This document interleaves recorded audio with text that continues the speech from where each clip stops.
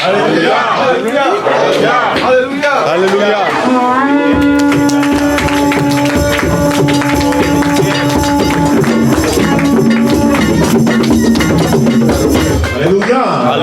Shabbat shalom lechem. Shabbat shalom lecha. Thanks to Yah for you all and for all of our family who has joined our congregation and blessing Sar Aharon and his family at a joyous occasion of his date of birth. We give thanks to Yah also for those who are new amongst us. And so let us even open up with, of thy wondrous works we will tell, praising the name of the Creator for all that he has created. It's on page 10. The heavens declare it, the glory is thine, the earth is beauty, so our Yah, the Creator of everything. To thee we lift up our voice and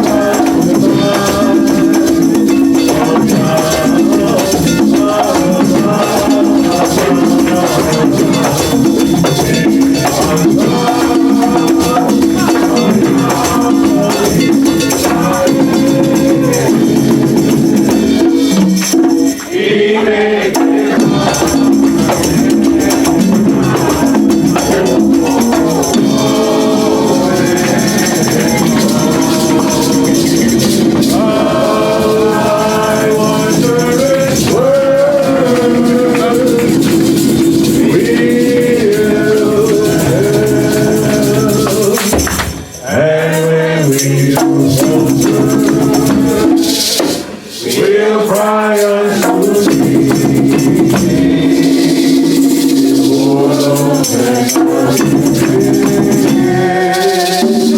thy mercy thou sendest thy angel to show us the way. To thee we send up our praise.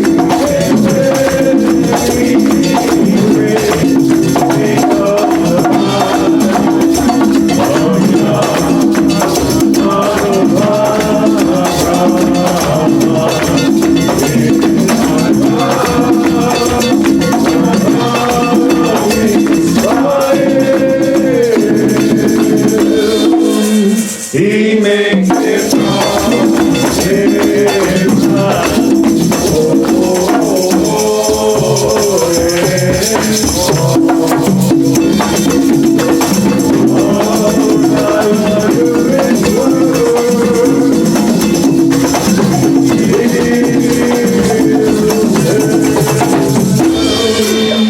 Sing of the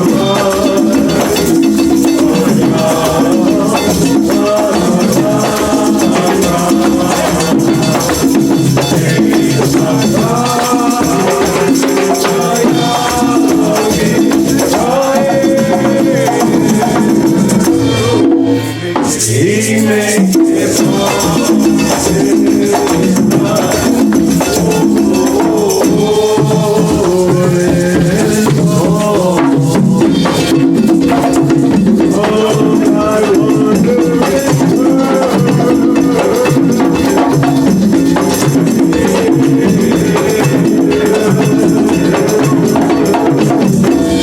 Hallelujah. מודים אנחנו לפניך, יא אלוהינו, כי ברחמיך הרבים אתה הבאת ליום השביעי, לשבת קודש, אל השבוע הזה. We are thankful before you, Yah, that in your mercy you've given us the life to be able to reach the seventh day of this week, the holy day of Shabbat. And in this day we learn of the ways of justice and righteousness, Mishpat and Tzedakah, that you would even give us to be a light unto the nations. You gave us specific ways of dealing with the most complex and rare situations in our life to show us that this is a way of life. This teaches us how to be holy in a real world. thank you for that. And we ask you even more importantly to forgive us for not living up to that high standard of morality and ethics and truth and righteousness. That you would purify us so that we could be models of what you put before us, of Torah and motion. May you also even be with those who are elders who came before us, who taught us these ways. Sar Aharon and his family, and even the elders who are recuperating at this time, such as Ima Ayalut and Ima Nakweva, and so many of those who are mourning, even as the family of Kohen Sadok is mourning the loss of family members there, that we would even strengthen them even as a family unit, O Yah, that we would all be able to appreciate life even more coming out of this time of crisis or even mourning. We ask that you allow us to continue to bless your name this afternoon with peace and protection from the world around about us, and that you would even accept the worship that we give you with song and praise. Blessed be your name now and forevermore. Hallelujah. Hallelujah. Haya. Haya. Selah.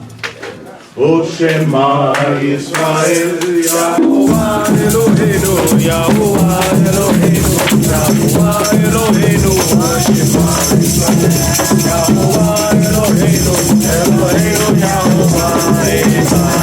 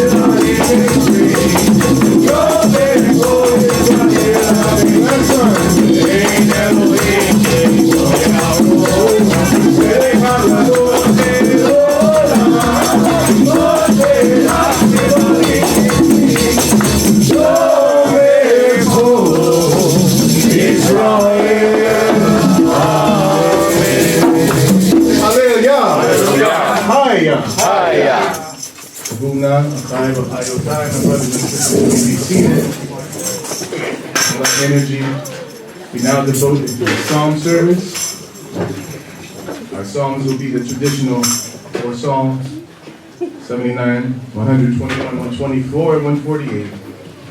We'll likely call on Nakot Kwanisha for the 79th Psalm, Bachur Hayil Jenmore Eranya for the 121st Psalm, Ishtiachot Leah for the 124th Psalm, and the 148th Psalm will be Bachur Nasiel. So let's welcome Nakot Kwanisha for the 79th Psalm.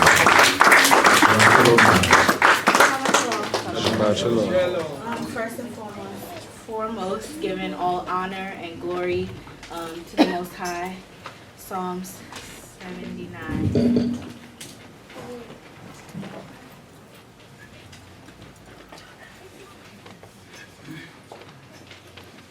A Psalm of Asaph. O Yah, the heathen are come into thy inheritance. They have defiled thy holy temple. They have made Jerusalem into heaps. They have given the dead bodies of thy servants to be food unto the fowls of the heavens, the flesh of thy holy ones unto the beasts of the earth. They have shed their blood like water round about Jerusalem, with none to bury them. We are become a taunt to our neighbors, a scorn and derision to them that are round about us. How long, O Yah, will thou be angry forever? How long will thy jealousy burn like fire? Pour out thy wrath upon the nations that know thee not, and upon the kingdoms that call not upon thy name. For they have devoured Yaakov and laid waste his habitation. Remember not against us the iniquities of our forefathers. Let thy compassion speedily come to meet us, for we are brought very low. Help us, O Yah, of our salvation, for the sake of the glory of thy name, and deliver us and forgive our sins, Rakushaya, for thy name's sake. Wherefore should the nations say, where is their power? Let the avenging of thy servant's blood that is shed be made known among the nations in our sight. Let the groaning of the prisoner come before thee, according to the greatness of thy power. Set free those that are appointed to death. And render unto our neighbors sevenfold into their bosom their reproach wherewith they have reproached thee, O Yah. So we that are thy people in the flock of thy pasture will give thee thanks forever. We will tell of thy praise to all generations. Hallelujah.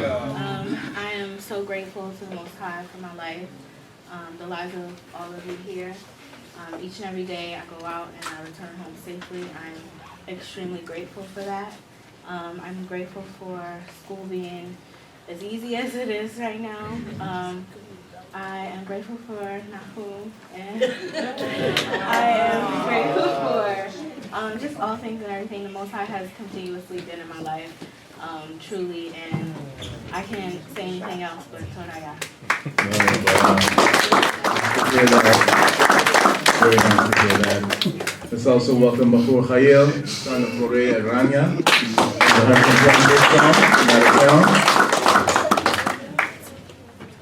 You just stand up and say Shabbat Shalom and a little greeting to everybody before you leave.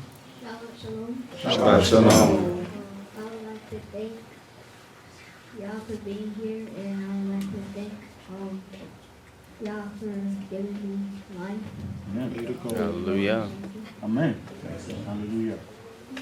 And just read one verse and we'll read the other.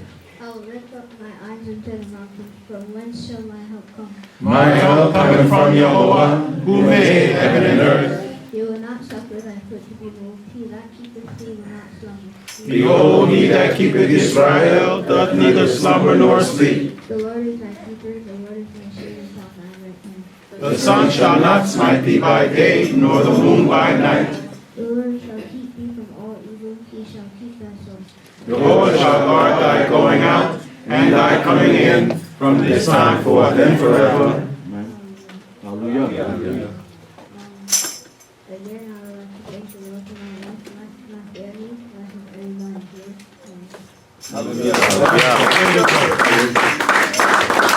And keep it going for my wife, Hosea.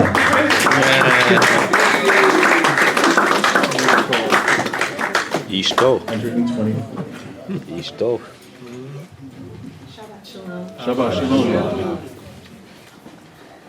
If it had not been Yahuwah's for us, like Israel they now say, If it had not been Yahweh who was for us, when man rose up against us, then they had swallowed us up alive when their wrath was kindled against us. then the waters had overwhelmed us, the stream had gone over our souls. Then the proud waters had gone over our soul. Blessed be Yahweh, who has not given us as a prey to their teeth.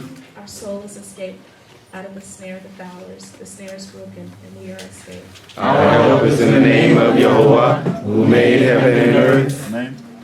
I'd just like to say Todah God for being here, for the lives of everyone here.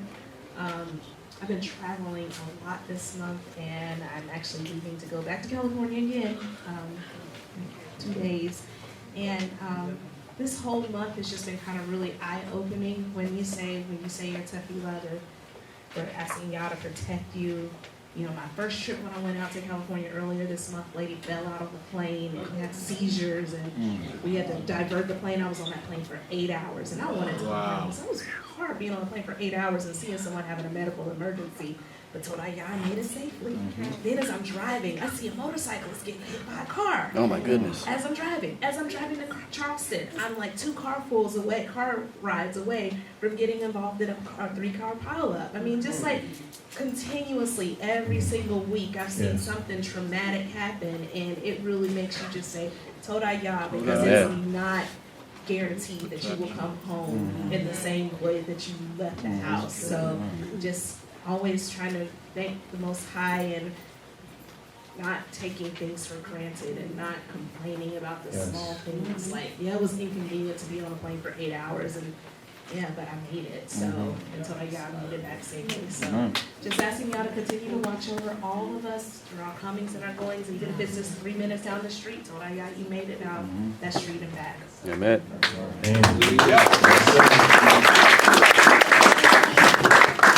As we applaud her, we also welcome Bachor Nasi El, my brother, 148 songs.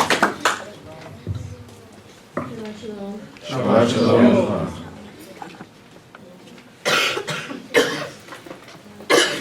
148. Praise you, Lord, from the heavens, praise him in the heights. Praise ye him, all his angels. Praise ye him, all his hosts. Praise ye him, sun and moon, praise him, all ye stars of light. Praise him, ye heavens of heavens, and ye waters that are above the heavens. Let them praise him. Hallelujah. When he commanded and they were created. He hath also established them forever and ever. He hath made a decree which shall not be transgressed. Praise the Lord from the earth, ye sea mountains and all deep. Fire and hail, snow and vapor, stormy wind fulfilling his words. Mountains and all hills, fruitful trees and all cedars. Beasts and all cattle, creeping things and winged fowl. Kings of the earth and all peoples, princes and all judges of the earth. Both young men and maidens, old men and children. Let them praise his Hallelujah. His name alone is exalted. His glory is above the earth and heaven. And he hath lifted up a horn for his people, a praise for all his holy ones, even for the children of Israel, a people near unto him. Hallelujah. That is for this day. Truly looking for allowing us all to be here this day. For allowing us to even have food and shelter, allowing us to also have a car to drive and ride in. To that looking for allowing us to have money, as some people do not have and are on the streets at begging for people to get their money. To that looking for even allowing us to have this wisdom in our hands. To that looking for other ministry. Hallelujah. Thank you all for reading those Psalms and bringing the Psalms to life for our time. At this point, just want to make sure we have Word of the Week still. Okay, so Vera Kenya, we can welcome her. She brings us the knowledge.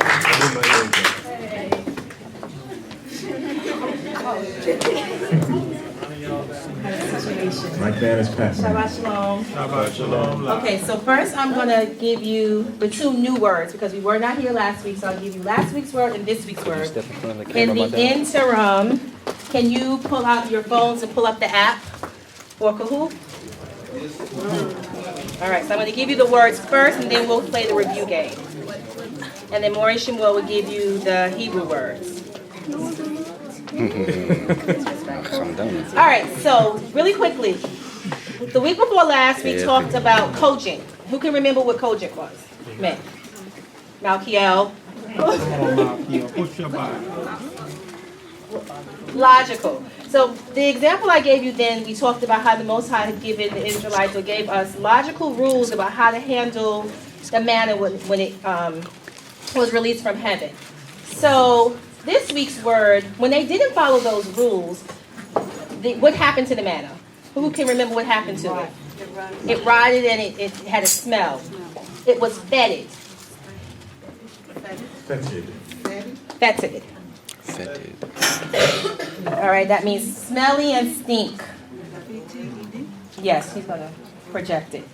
All right, so that's what happened to the manna when they did not follow the rules. They were not supposed to take too much. They was only supposed to take enough for the day. When they took more than enough, it spoiled. And so it left a very fetid smell. It was very smelly and stink. All right, so that's the first word. The second word is, well, let me tell you a little bit. Tell you the story first. Joe talked to Sar this morning, taught the portion, and he talked about all the laws and statutes that the Most High gave us. And they were for our benefit and how they're supposed to make us a very, how they're supposed to make us of a high probity. All right, that means of a high, we're supposed to be honest, decent, and have integrity. All right, so the word is probity. Probity. Right. Probity. So honesty, integrity, decency. All right, so those are the two words for this week. Probity and fetid. All right, so the Hebrew equivalent of those words, remember, I'll let him say, you say it.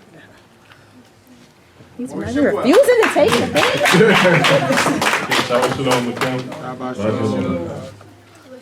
The Hebrew equivalents to those words for fetid would be mavish, and for probity would be yosher. Hallelujah. Mavish. Yeah, mavish. Like spoiled and Causing something to stink. All right. Okay, we'll keep it up for another minute. Can you just give the pronunciation again in Hebrew? For the slow people, mavish and yosher. Mavish. From ba'ash, like ba'ush, something stink, and yosher, like upright, yashar. Okay. Yeah. From the slow people. In fact, that word is used, ba'ash, is the same root that we see with the manna. The manna be spoiled, actually, it is that same word. That's Wow. Okay. spoiled food smell. Good. So it was connected directly. Yes, it was. You see that? All right, are we ready to proceed to the review? All right, so we're going to take this down. Has everybody gotten this? Okay. So if you would, please sign into your Kahoot. And this is the, you don't have the, Turn it down. no, you got to put the start so you can get the number. So Alio, would you please come up? We haven't seen If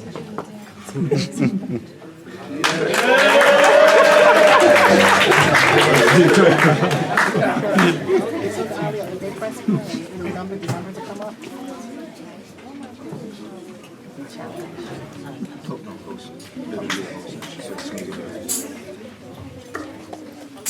All right, so the numbers should appear shortly for you to. Remember, the bandwidth here is really slow, so if you want to use your own data, that would be helpful.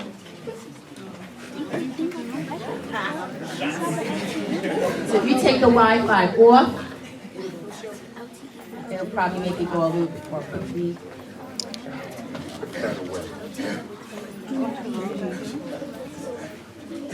There will be 10 review words. These are all words that you've seen.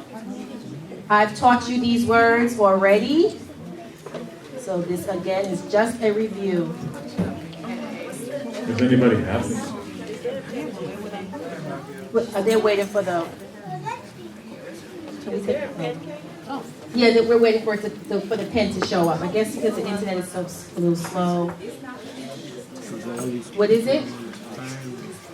Is this it? Oh.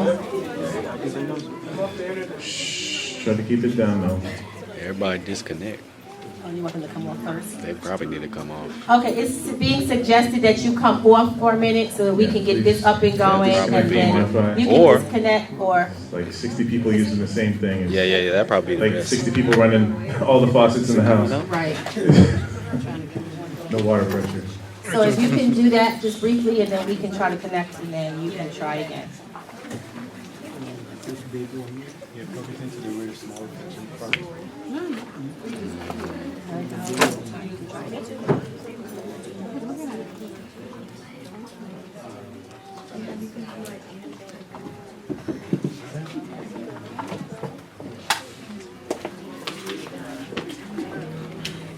Do you have a list otherwise? You have list another of- format of the list, showing the list of words? No. I mean, I can say it, but it wouldn't be as interactive.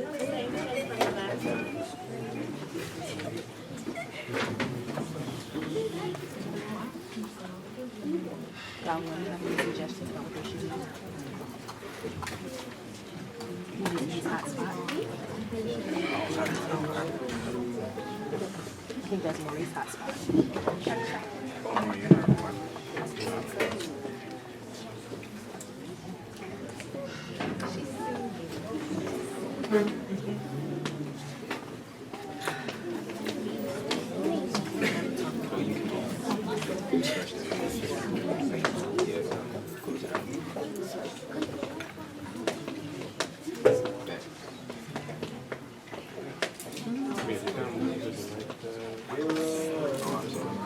No, this is needed. When you turn it on. What's that?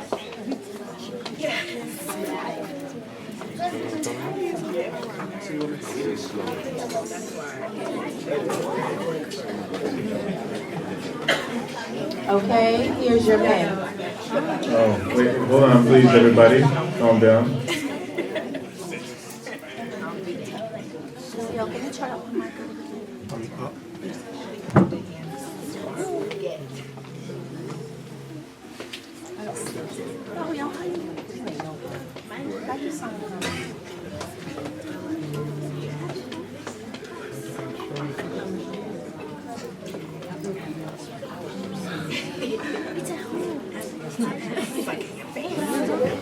Why is it not projecting?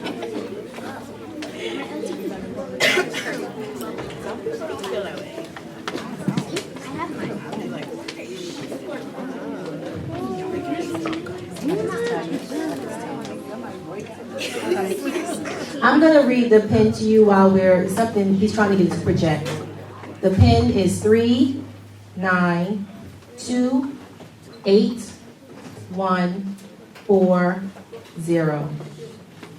3, 9, 2, 8, 1, 4, 0. I see Puda, the Aliel,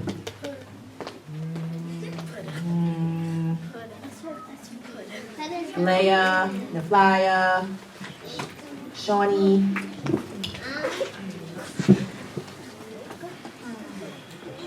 Do I need to repeat it again? For the slow people? All right. 392-8140. 392-8140.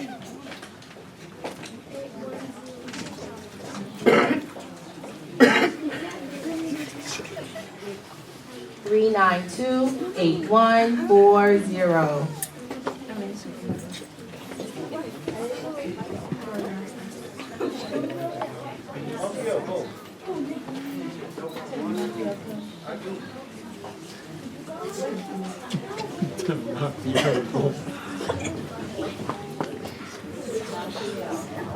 What do you think is wrong?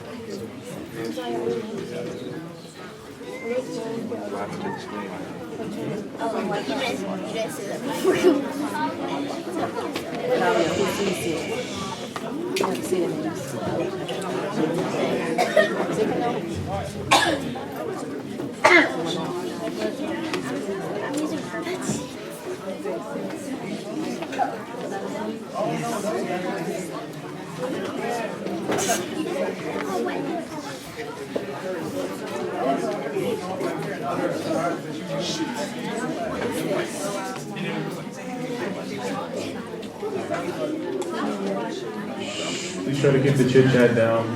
Yeladim. Suda.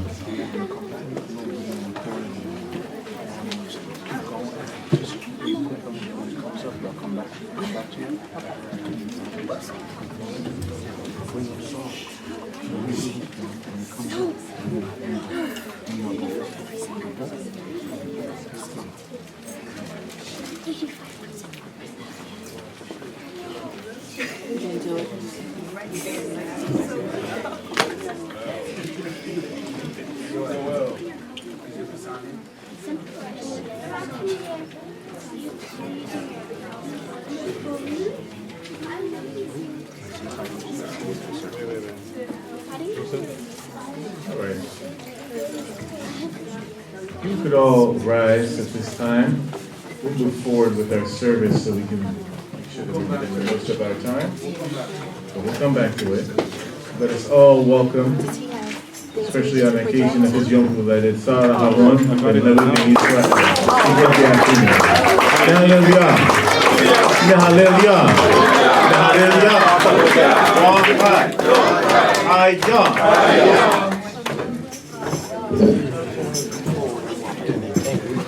Shabbat Shalom family. Please be seated. We just want to try to not lose any time, so as soon as you all get that going, just let me know. You got it?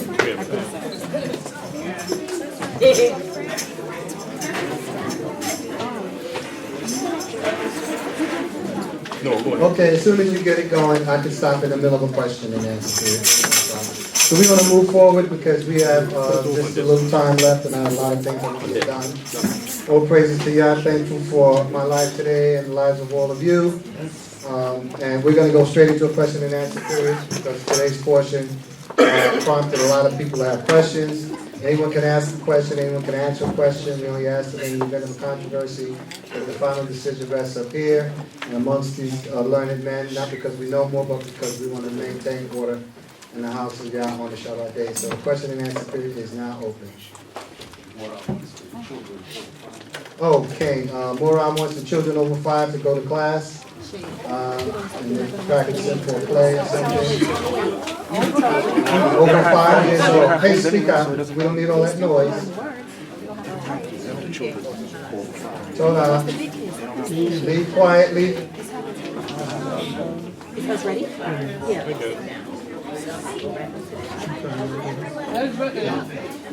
Corey is ready? You sure? He's gonna call me. Okay, first question. Abba Kirby. Shabbat Shalom. Shabbat Shalom. Okay, when you were speaking earlier and you were saying like one of the rules, one of the laws, it says not to curse a ruler of thy people. We're not on adultery. Right, so that means you say Trump. Right?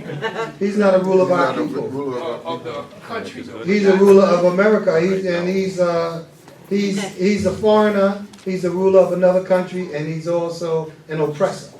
Okay. So he's not our ruler. When they talk, that law is for our rulers from the nation of Israel. Okay. Now I don't recommend anybody do anything crazy because you could get locked up for that. You know, so I'm not telling you to go in front of the White House and curse President Trump because you'll probably get arrested and they'll see you as a threat. But if you want to do it in the privacy of your own home, you can get away with it. I'm not overlooking that possibility. I hope I answered your question. Okay, any other questions? Come on in. Shabbat Shalom. All right, chapter 21. Chapter 21. Okay. I guess starting around like verse 12, 13, most of 13, around the law for if somebody's not lying in wait, they kill somebody by accident, being able to go to the cities of refuge. And your premise this morning was trying to bring things up to date. And I'm thinking that in bringing things up to date, to me, it feels like even that law seems antiquated. that, and you brought it up, you talked about grandma saying, two wrongs don't make a right. That if somebody kills somebody by accident, that the avenger of blood shouldn't just rush right out to try to kill the person. That, there should be a trial and all of that. It just seems to me, it seems odd that we would still have cities of refuge if somebody feels like they have to go run somewhere and leave their family behind instead of there being due process and just giving the person free license to try to hurry up and run out and kill you before you make it to the city of refuge. So I just wanted to hear your thoughts, people's thoughts on that. Because to me, it feels like it should still be allowed. It shouldn't be allowed. What shouldn't be allowed? I don't understand you. I didn't really explain that part, so I'm not sure what exactly the point you're trying to make. I might have said something that you might have thought was an explanation for that, but I don't recall explaining the city of refuge as bringing it up to date. So could you just explain to me? I'm going to get to your question. My question is, do we still feel like in present day that cities of refuge should be in place? Necessary. Right. For people to just feel like they can just go out and avenge blood for somebody without there being due process. Well, in theory, Feels like it would be murder trying to make up for the murder. I agree, but the problem is that people do that still today. I'm not saying there needs to be cities of refuge, but let's face it. When you talk about start talking about gangs and people who just go out and commit murder, there's other people that's going to get retribution. They do what they call street justice. That's still happening. So yeah, retaliation, revenge, whatever you want to call it. That's current. That's still happening. So I don't know if we would have cities of refuge, because a city of refuge basically wasn't a fortress to keep a whole bunch of gangs from coming in and blowing up the place. So I don't know how that would equate to today, but you certainly need to go somewhere until, what they do is they go into protective custody is what they do. Witness protection. People that really are afraid for their life go into protective custody to make sure that they don't, let's say, and this happens all the time, in prisons, certain people, gang members, different people, celebrities, people of, what's the word I'm looking for?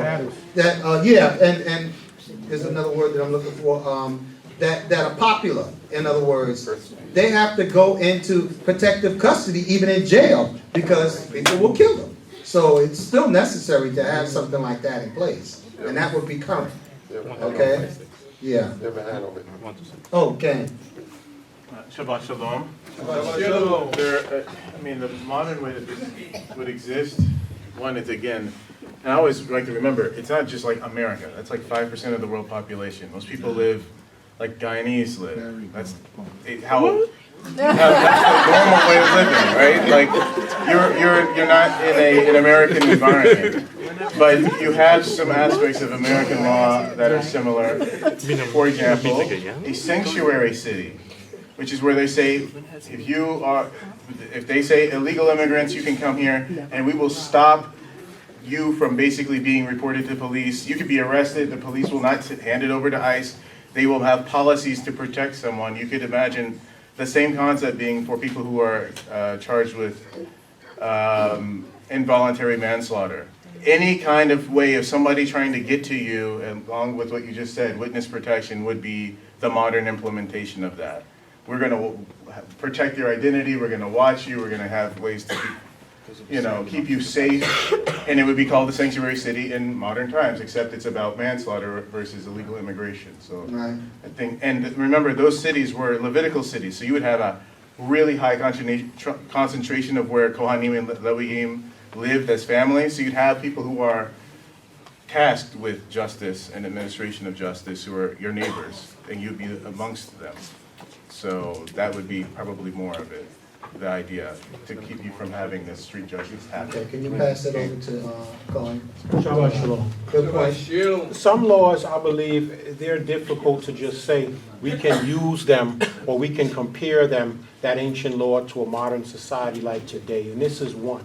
The reason why is because This law here specifically was towards us as Israelites.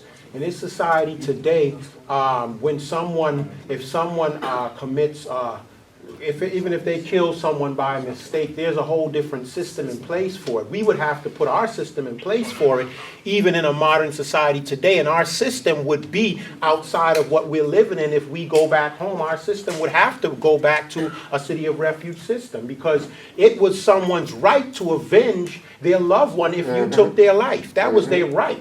And so you have to flee and go somewhere so and give that trial period of time to take place. And just like today they have rights in the laws that exist today, you have a right to bear arms, and there are different rights that exist in these systems today. I think that's a law that, even if we compared it to today, we can do it in our own ways, but it wouldn't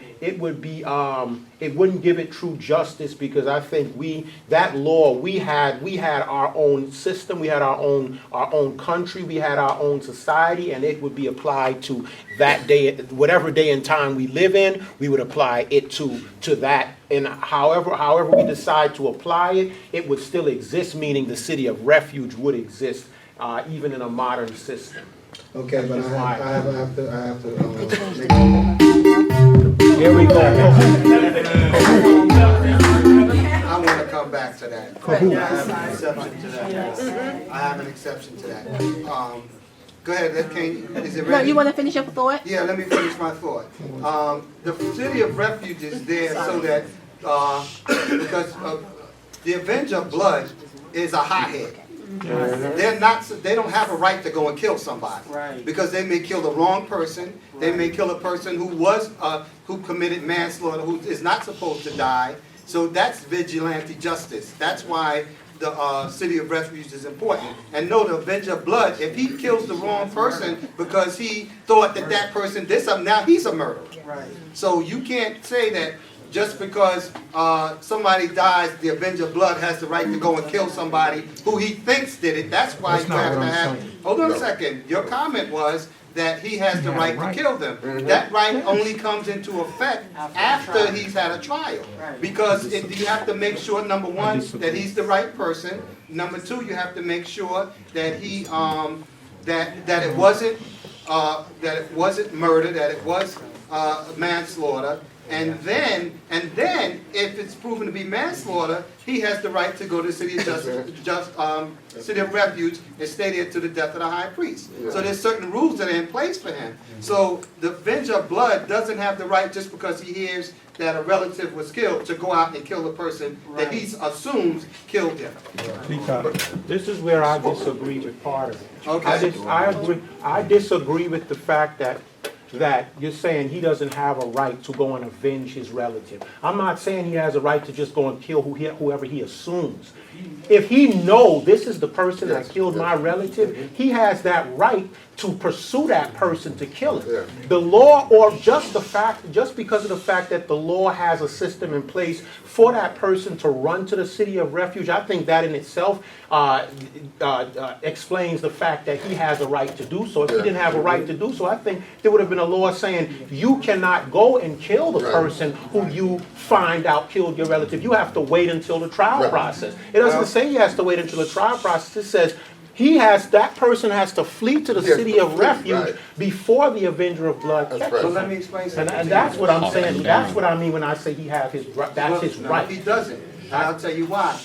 The law is there to protect the manslayer from a hothead, because the law is there so that we have a means to protect them. Doesn't mean that the avenger of blood has the right to kill him, because it's there to protect the manslayer. Even though after he goes through a process, you could say turn him over to the avenger of blood. You can't say, because that's vigilante justice. To allow somebody to say, oh, he killed my brother, and he's fleeing it, that's to protect, because if the law is to protect the manslayer, not to keep him from the avenger. The avenger is supposed to wait and let due process take its course. And the only way that can happen is if the manslayer can get to the city of refuge before the guy kills him. So my question then would be this. My question then would be this. My question then would be this.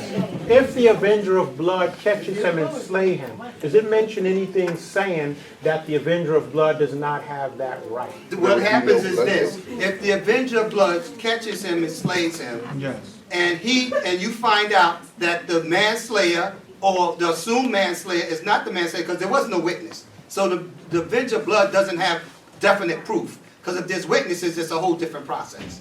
Okay, so if the Avenger of Blood slays him and he kills the wrong person, or he kills a manslayer who doesn't deserve to get killed by an Avenger of Blood, he's going to be brought up on charges. If not, there's no need for order in the nation, because everybody can keep killing each other before the people can get there to mete out justice and make sure that it's safe. We're going to move on. We have time. I don't agree. Hold on, quiet. I'll shut it down, you know me. I'm not going back and forth with you, because we could do it later, but I'm telling you right now, that's the only way we can have order in the nation, is that, because guess what? Now that he's killed him, the Avenger of Blood is going to come after him. And then the Avenger, so now you got it going back and forth. You have to have a system set up where you can stop the vigilante justice, and you can go through the process of trials. You have to be able to go through this is the thing. If the manslayer can get to the city of refuge in time, you're going to have a trial now. Yes. You're going to find out that he's a murderer, and now you could turn him over to the Avenger of Blood. Now he has his right to do it, but he can't do it before before it's adjudicated that he's got, number one, the right person, and number two, that it was not murder, or that it was not manslaughter. There has to be a process, because if not, then there's no reason for the law. Everybody can just keep killing each other off as long as they can get it done before they can get to the city of refuge. It doesn't make sense. There has to be an order there. Read it, Colin. 36. Numbers 36. I don't have my glasses. I got you. 12 verse. Numbers 36:12. 35. 35. 35. I have 35. Go ahead. And the city shall be unto you for refuge from the avenger, that the manslayer die not, until he stand before the congregation for judgment. And as to the cities which ye shall give, there shall be for you 6 cities of refuge. Ye shall give 3 cities beyond the Jordan, and 3 cities shall be in the land of Canaan. I rest my case. No, my point is, that's why he says he put 3 cities there, 3 cities here. So the manslayer would have to flee and get to one of those cities before the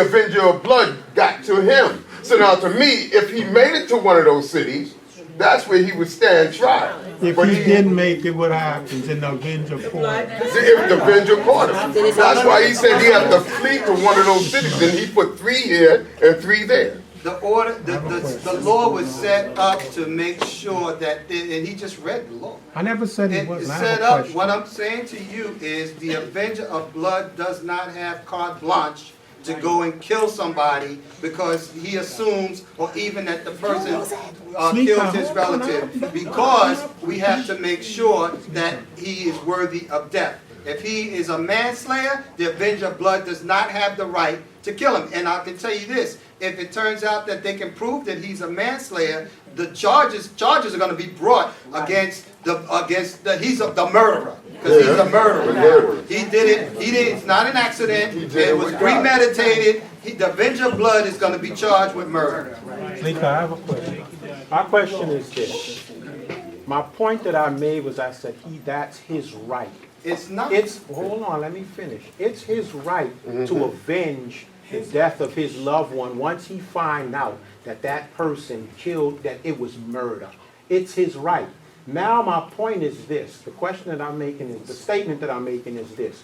if for some reason, since we're saying that it's not right or it's against the law for the avenger of blood to slay that person before he gets to the city of refuge, even if that person murdered his loved one, my question is this. If this person murders someone and he doesn't go right to the city of refuge. He go home, he's hanging out around the place, doing whatever he's doing. He doesn't go straight to the city of refuge. The avenger of blood finds out that this person's his relative. He go on the scene and look around. I know he hated my brother. He had something against him. He go back and see him still hanging out and he slay him. He take this person's life. Is it against the law for him to take that person's life? The manslaughter has an obligation to flee to the city of refuge. That's his because either way, if he took a life, he already knows that he has to go on trial. If he doesn't, because my point is, if we're saying, ask me the question. Okay, and I'm gonna let you finish.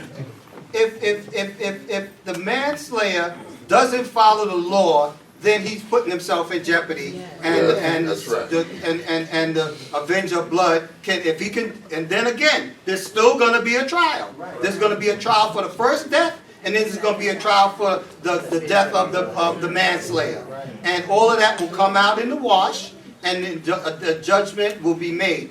But if the manslayer has an obligation to go, if he knows the law, he has an obligation, and if he doesn't know the law, he has an obligation to flee. That's right. He already knows he killed somebody. He already knows that he's going to either be charged with manslaughter or murder. So he has an obligation to preserve his own life. That's and right. if he goes home and wants to have pizza and a cup of coffee, then he's putting himself in jeopardy. That's right. And the manslayer will. I'm not saying he has the right to, but the law is. Hold on a second. The manslayer. The reason the law is there because the law, the Creator knew that people were gonna have, and they do it till today. They're gonna do that. So he put a law in there to protect the manslayer. If the manslayer doesn't take advantage of the law, and the avenger of blood goes in there, that death still has to be investigated.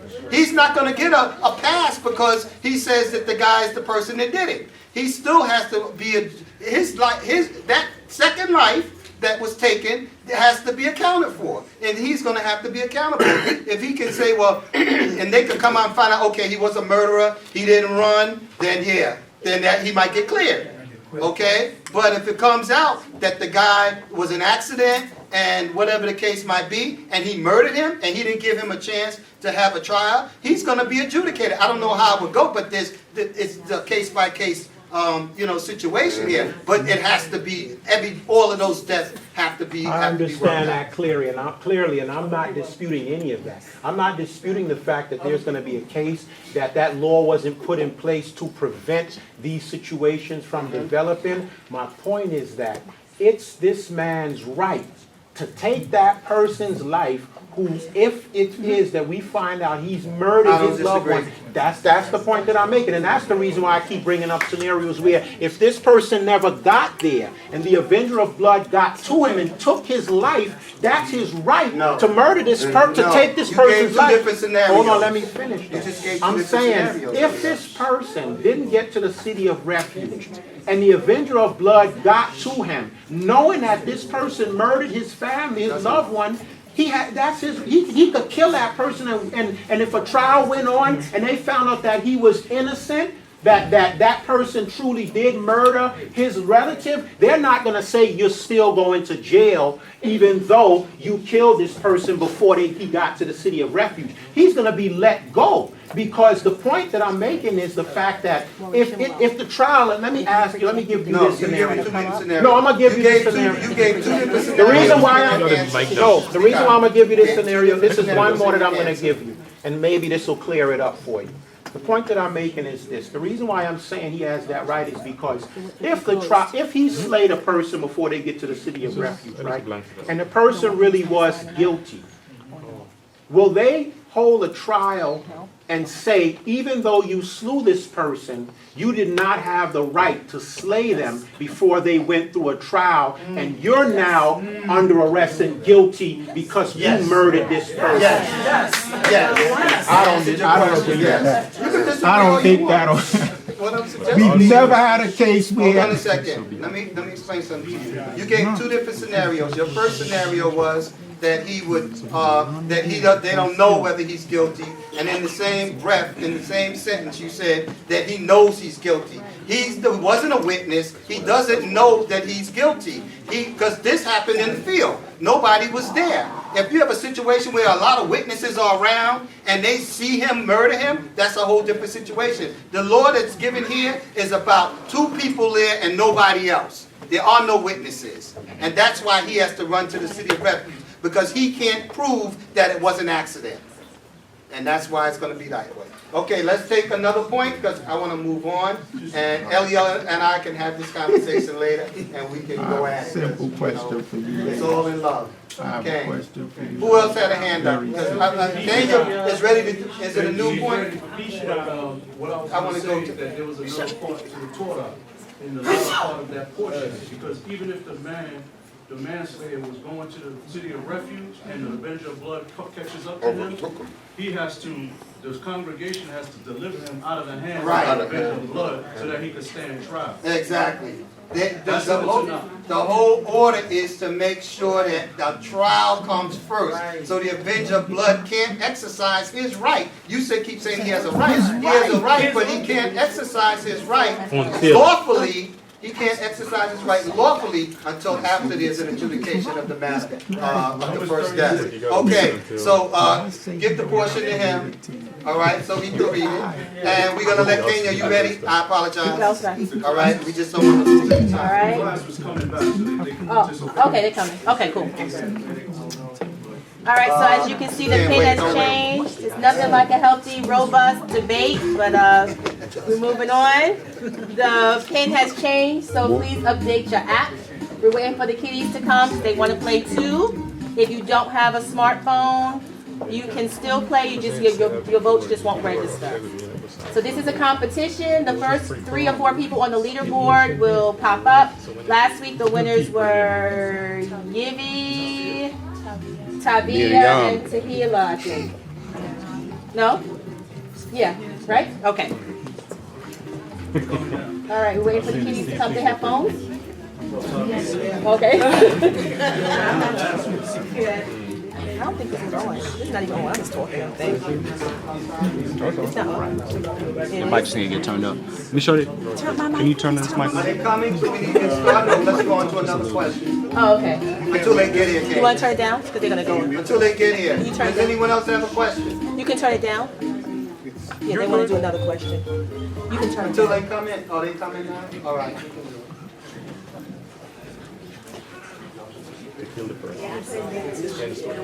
Straighten them out. We got more questions after this? If not, I'm going to go into what's Have a seat, please, so we can get started. All right. For the people who are just entering, if you have a phone, quickly add the pin. I don't see the. Oh, you do. Okay, good. The other team that are coming in, quiet. If you have a phone, the pin is on the board.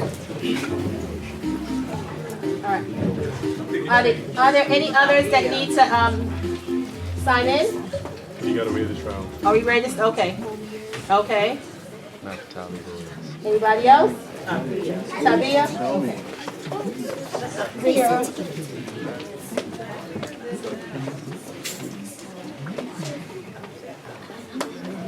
She on? All right, we are ready. You have 15 players. Oh, okay, sorry. 1 second. We have 16 players. Anybody else? 17. Is there anybody else? Tabia, okay. Tabia was our champion last week. Kaya, anybody else? Tabia, are you on? Yes. Miriam, okay. Is everybody ready? All right, question. Are you ready? You're on? All right, good. Okay, I see you. Yes, I see you. Okay. Anybody else? His number keeps going up every time I get ready. Is everybody on? All right, 20 players, we're starting, and go. It's too big, it's too big. It's too big, right? Oh.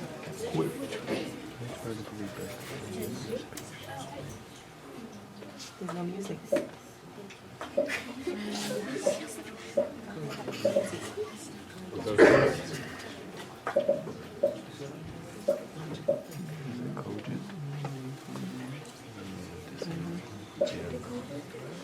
I remember what the Hebrew one is.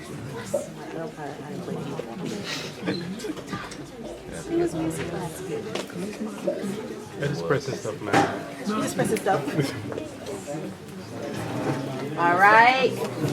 Last answer. 20 people have responded. One more. 19 people have. If the last person answers, it'll move on. All right. Cogent. Remember, cogent means logical. All right. Next word. Okay, Nifai. Who's that? Zahira. Zahira and Nifai for top two. All right.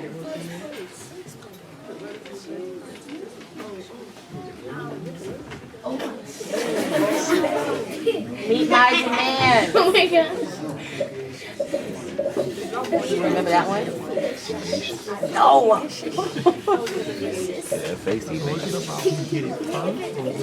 Yeah, whoever gets it first gets more points. Right. Yeah.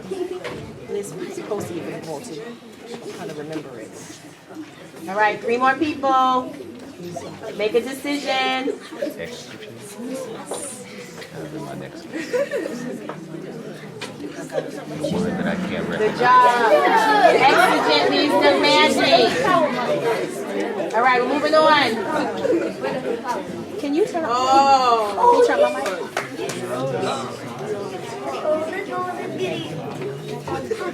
All right, moving on.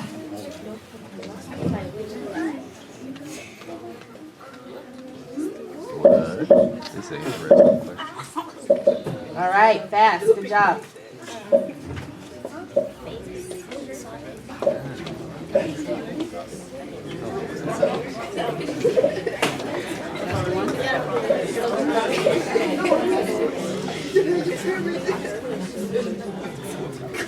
Three more people. One more.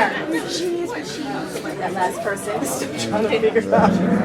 All right, good job. You're getting better. Undecided, unrealistic. Who's on your side? Give me science. Oh, okay. Give me science somebody else. Somebody already answered. Oh, man.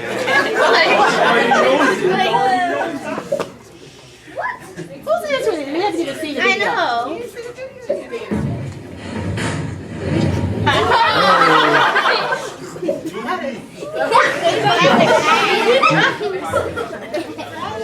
Oh my.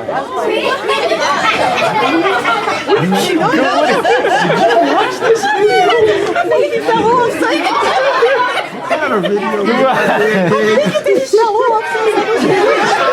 We know what he was doing. 3 more people, 2 more people.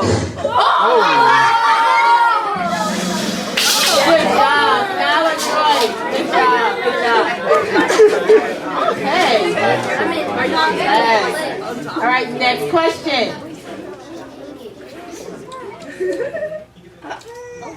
Oh my God. Yeah, I know that one. I seen that.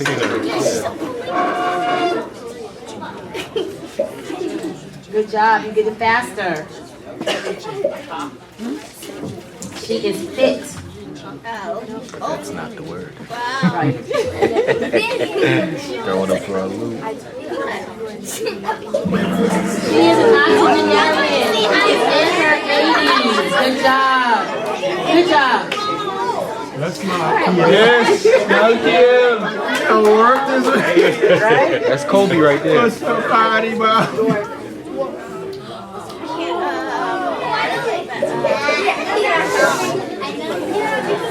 You know know these words? Oh wow, you're going really quickly. Good job. Good job. One more. Come on, that last person. Who's that last person? Make a decision. Good job. Wow. Wonderful. Cantankerous. Uncooperative. He running away with it. He running away with it.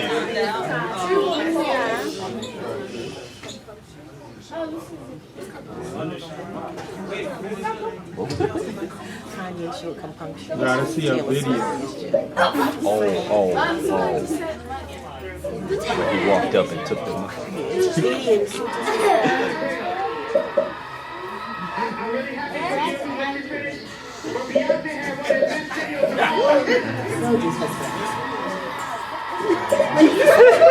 Is Kanye showing compunction? Did Kanye show compunction? What just happened? Right. 4 more people. She don't know what to do now. I know, embarrassing. She didn't know what to do. She didn't know what to do. 1 more person. Compunction means to show remorse. He did not show any remorse. He just walked up the stage. He was very disrespectful. She should have spiked the trophy. That was a right there on stage. All right, we have to work on compunction. I'll bring it back. Oh. The one in yellow? Yep. You're not seeing the one. You're not That's how I'd be feeling if I saw something like that. Read what it says. You're not seeing the entire thing. Oh, I don't see it. Which word of the week best describes this woman? Which word of the week best describes this woman? 2 more people. Make a decision. 2 more people. Wow, we need to work on pusillanimous. It means to be scared, afraid, lack of courage. That would have been good. This baby duck.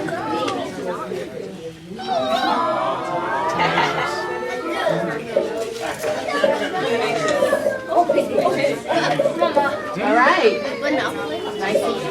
4 more people. Make a decision. 3 people. Make a decision.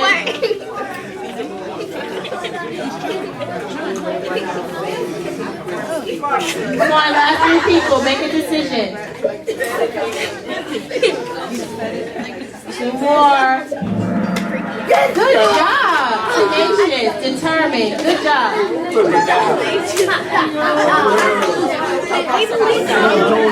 right, last one. That's Jojo back. Nefarious. Just very nefarious. Think about it. You don't remember? You learned all these words.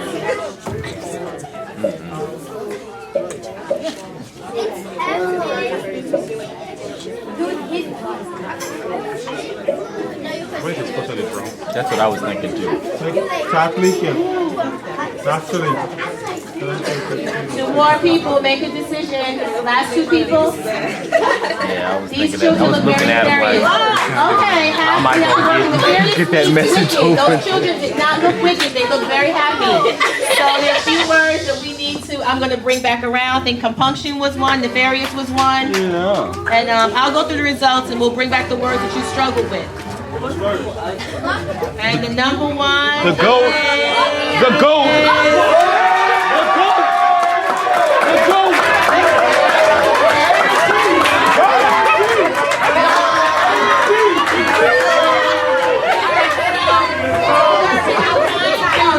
He's the goat.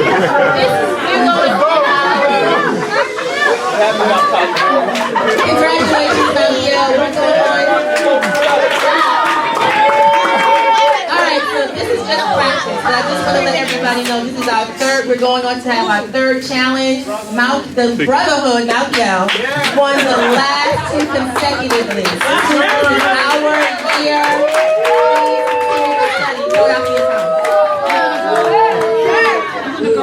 Don't hate the player, hate the game.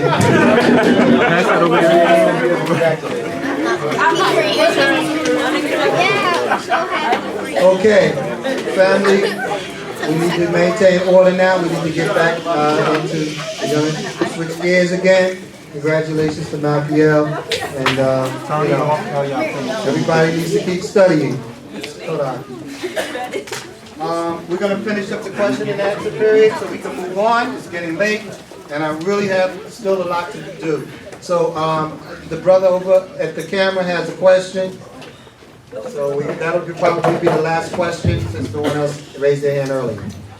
Shabbat Shalom, Nicole. Shabbat Shalom. We're not going to let them bench you, Malkia. We're not going to let you all bench him. So, my question is could be a quite trivial question, but in all the different laws that we read through today, there were instances where the word bringing the person to Elohim was used, or in that kind of wording. In some of those cases, can it be said that the Elohim is referring to the judges?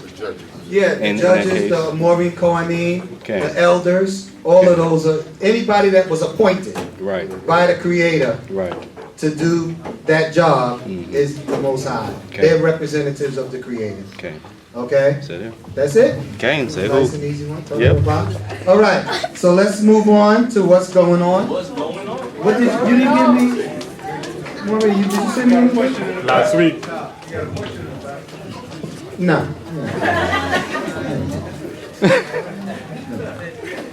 I'll see you in 4 days, 5 days. Ask me a question. Argue on this. Hey man, the brothers. Listen, don't be jealous. Sneak out. I would like a little more order in here, please. I mean, we can all have a good time. That's what we're here for, but we got to maintain order, okay? Appreciate it. Morey, all right, so what's going on? Let me see what I have on my list. All right, this one came out a couple of weeks ago, 2 or 3 weeks ago, but I just want to put it out there. There was a study done recently. And the study said, just food for thought, women dressing modestly are feeling more confident. So, you know, for sisters who think they need to take it all off or show a little of this or that, the recent study is that dressing more modestly will increase your confidence. Here's another one for parents, especially of sons. A study by the Department of Education shows that 85% of black male students are not proficient in reading. 85% of black male students are not proficient in reading. Parents, I tell y'all this all the time, if they can't read, or if they can't read fast enough, they can't pass a test. That's right. Because if you're a slow reader, you're only going to get up to question 55, and there's a 95 questions. So when you tell them to read a book, don't make it sound like punishment. You just have to, that has to be a part of their daily life, that they read and that they learn to like reading, because that factor will slow them down in anything that they want to do. And all they need, when I say they, the powers that be, all they need is a good reason to hold your children back. And you know they're targeting our sons. So that's just some food for thought, and hopefully families will pay more attention to these issues. Moray, could you find them? I sent you a bunch of emails, and it's kind of hard for me to find them in my phone right now. Okay. To your point.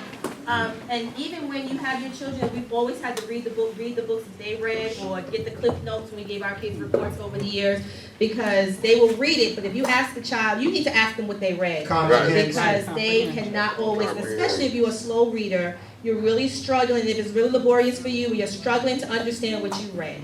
So you might be able to read, and even those children that can read quickly, They don't Right. always Comprehend. understand. Right, and there's no reason for children to read over words they don't know. With all this technology and phones, Right. that's another thing they do. Right. They just read over the words, they don't use context clues, Right. and so they have no idea when they have to go back, they don't take the strategies to go back and figure out what things mean, and so they get to questions, they have no idea, and they rush. Right. So there's so many different things we have to work So on true. with them, with the reading. So just because your kid sounds like they can read quickly, that doesn't always mean they understand what they're reading. You have to test your children. Mm-hmm. You have to, listen, I tell you all this all the time. I don't care how many jobs you have, I don't care how many children you have to be a parent 100% of the time. And, you know, you can't say, well, I'm a parent 50% and I'm a employee for this many and I'm an entrepreneur that many percent to reach 100. No, you got to be a parent 100% of the time. If you're not, then it's quite possible that your children are going to get the short end of the stick, and that we do not want. Okay, so I'm just throwing that out there. I give you these statistics for a reason, because it's serious. Okay, so you all know Roger Stone, right? Roger Stone just got sentenced to 40 months in prison, and Donald Trump is waiting for the opportunity to pardon him. So you know, just that happened this week. The plane scare. Could you give me that? That's a video. Keep going. All right, we'll come back to it. Now this came up just recently in California. Racist deed. That's also something written. Racist deeds, deeds of trust, deeds of titles on property. What I've seen many of them in North Carolina. Cohen's seen more than me. Cohen Shade's seen more than me. And what it is that certain deeds, when they were transferring property in North Carolina and other southern states, it's in the restrictions. In the description of the property that you cannot sell to a black person or a Jew. To a Jew? A black person, Jew, or brown person. They have all of these different stipulations in there so that the property can't transfer. Now, even though that's illegal, they were doing it. And now what happens is, if let's say that's an old property and it has an old deed going back to the 40s, 50s, 60s, and it has that stipulation in it, that by law they can remove it. Because usually whatever the deed says, you transfer that exact same condition of property with the same restrictions on it. But those restrictions are being taken out because we're moving on up. All right. Okay, exactly, and they can't keep us out of these homes and whatnot, and these neighborhoods. Okay. Shabbat shalom. My question is that wrong? Yes, it is. It's against the law in America. It's discrimination. When you're the one discriminated against, you get it. So what they say is you can't move in this particular neighborhood, or you can't buy a house or land in this particular area. All right, this is a question I had. I always thought about it. Let's say I hit the lotto, right? Right. 100 million. And now I'm going to purchase all of this land around and build up houses for people in our community. Can I set up some type of system saying like, this is going to stay within a community for generations to come, instead of like, because some people may have a house and they inherit it to their children and now it leave out the community. So I want to know, is there anything wrong with that? Yeah, what you're suggesting is, well, first of all, if you buy up all of this land and you build all of these houses, you don't have to publicly sell it. Right. It's when you put it up for sale to the public and you restrict people from buying it. So in other words, if you buy this land and you don't want to sell it to an outsider, then you sell it to somebody in the neighborhood. You don't put it up for sale in the public arena. And that way you can keep it in the family. So what they're saying is you can't say house for sale, but you can't buy it. You understand what I'm saying? Because you're opening it up to the public. Does that answer your question?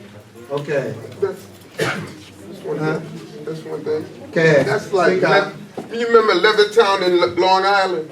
Yeah, 11. That's the way that was. And you remember in Donald Trump's building? Yeah. Oh, that's everywhere. Yeah, but well, he said anybody can move in there except for us. And that's the thing about it. That's the thing about when you set up situations like that, where you just want one particular people to be in one particular place. Well, like I said, you can do that all you want, but you can't publicly put it up for public sale and then tell somebody they can't do that. All right. Wow. Okay. Maury, how you doing? Okay, so let me just, this is gonna come up in my talk if I can get to it. That is so important. This woman, well, just recently, this mother, 54-year-old woman, this happened yesterday. This 54-year-old woman got arrested. 21 years ago, she had a baby. And she put it in a bag, bashed his head in, and threw him on the side of the road. They didn't know who the mother was. They didn't know how the baby died. Well, they pretty much could figure that out. So what happens now, and what's been happening lately is this. You know those kits that they have that tells you ancestry and all of that? They're using that, and they're going into these systems and checking the DNA, and they can figure out who it was, close relative, and they can pinpoint it. So she admitted she did it, so now she's locked up. But just to show you that everything is going to come to the light. And so this woman now, 21 years later, she's got to deal with this crime she committed. Okay, so anybody see the Super Bowl? Yeah. No, not the Super Bowl. Did anybody see the All-Star game? You saw the national anthem? Yeah. Yes. Shaka Khan botched that thing up bad. I'm not even mad at it. Can we see that? Listen, it don't even sound like it.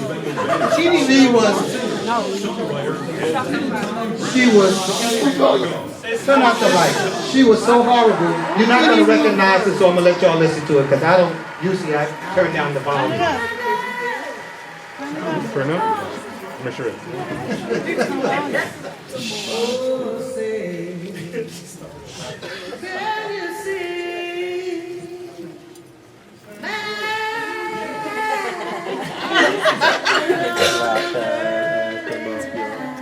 It gets worse. I think she did that on purpose.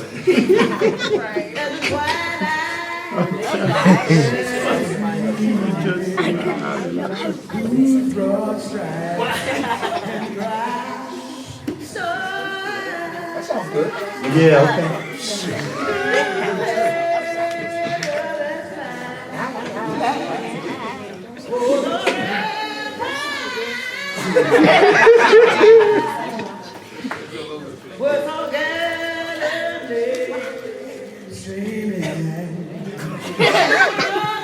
Why is she hitting them notes like that?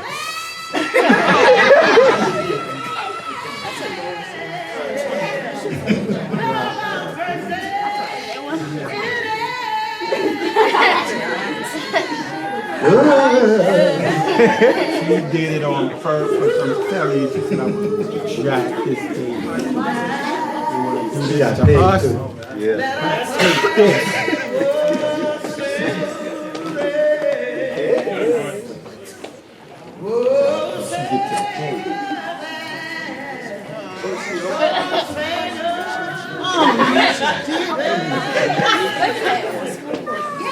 You notice how they got the 6 points for the NBA logo? All All-Star Weekend. I noticed that. Look at the time they zoom in on somebody's head. Look at that star right there. It says Chicago right there. And on everybody's jersey. Since when they started doing that? She smiled.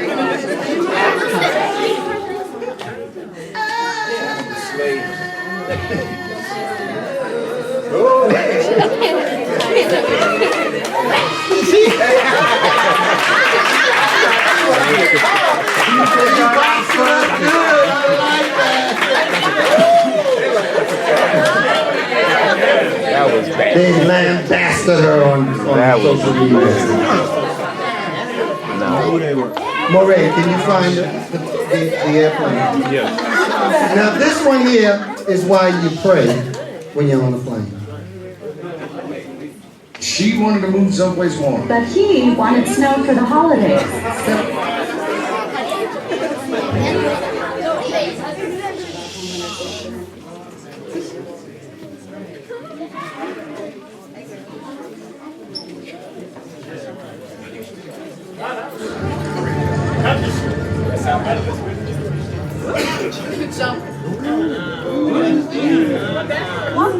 He's trying to land.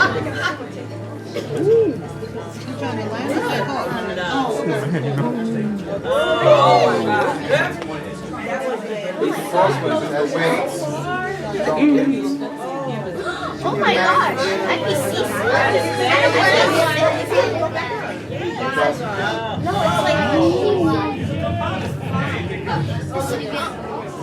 That's what you thought. That's right.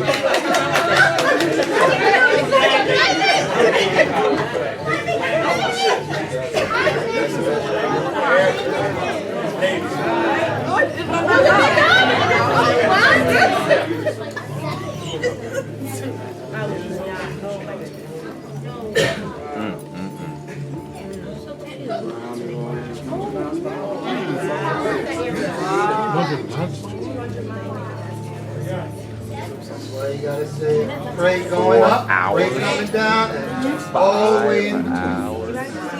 That's all right, ladies and gents. Ladies and gents, we're going to try to cover a portion now because I haven't been able to do this for a while. We're going to go into some James Allen, if you will. Check out your smartphones. If you have a dumb phone, you can put it up on the screen. James Allen, Free Library. James Allen Free Library. And then we're going to go into The Mastery of Destiny. And we're going to talk. I want the young people to pay attention because this is for you. A lot of our young people are now becoming adults, and I had a private conversation with them recently. And we've just been trying to get them to understand now that they are responsible for themselves and the choices that they make. And it's just so important that they understand how this thing called life works. Okay? So we're going to go into deeds, character, and destiny. Deeds, character, and destiny. That's the first chapter in The Mastery of Destiny in James Allen's book, The Mastery of Destiny. So, Moray, I apologize, I didn't give you this earlier. So if you have a smartphone or you can follow along on the screen, I need my reader. Yemiyahu, are you prepared? There's I'm going to be. Okay. So we're going to get into this, and we're going to be looking at some Tanakh portions as well. I want the young people, whether you just finished in high school, you're going into college, or you're still in middle school, all of these things pertain to you, as well as our adults who may think they have all the answers. So now we're going to get into this portion, and then we're going to be going back and forth from Tanakh to James Allen, because we want to make it relevant, and so that's what we want to do today, okay? So let's start with deeds, character, and destiny. Deeds, character, and destiny. There is, and has always been, a widespread belief in fate or destiny. That is, in an eternal and inscrutable power, which apportions definite ends to both individuals and nations. This belief has arisen from long observation of the facts of life. Okay, what did they just say? They said that there's a belief in fate, destiny. You heard it, oh, that's my fate, and I'm destined to do things. And because people understand that there's a power that is beyond them, beyond all of us, that has control over our lives and over our nations, okay? So, and this is from a long observation of time. People realize there's certain things they just cannot control, okay? Men are conscious that there are certain occurrences which they cannot control and are powerless to avert.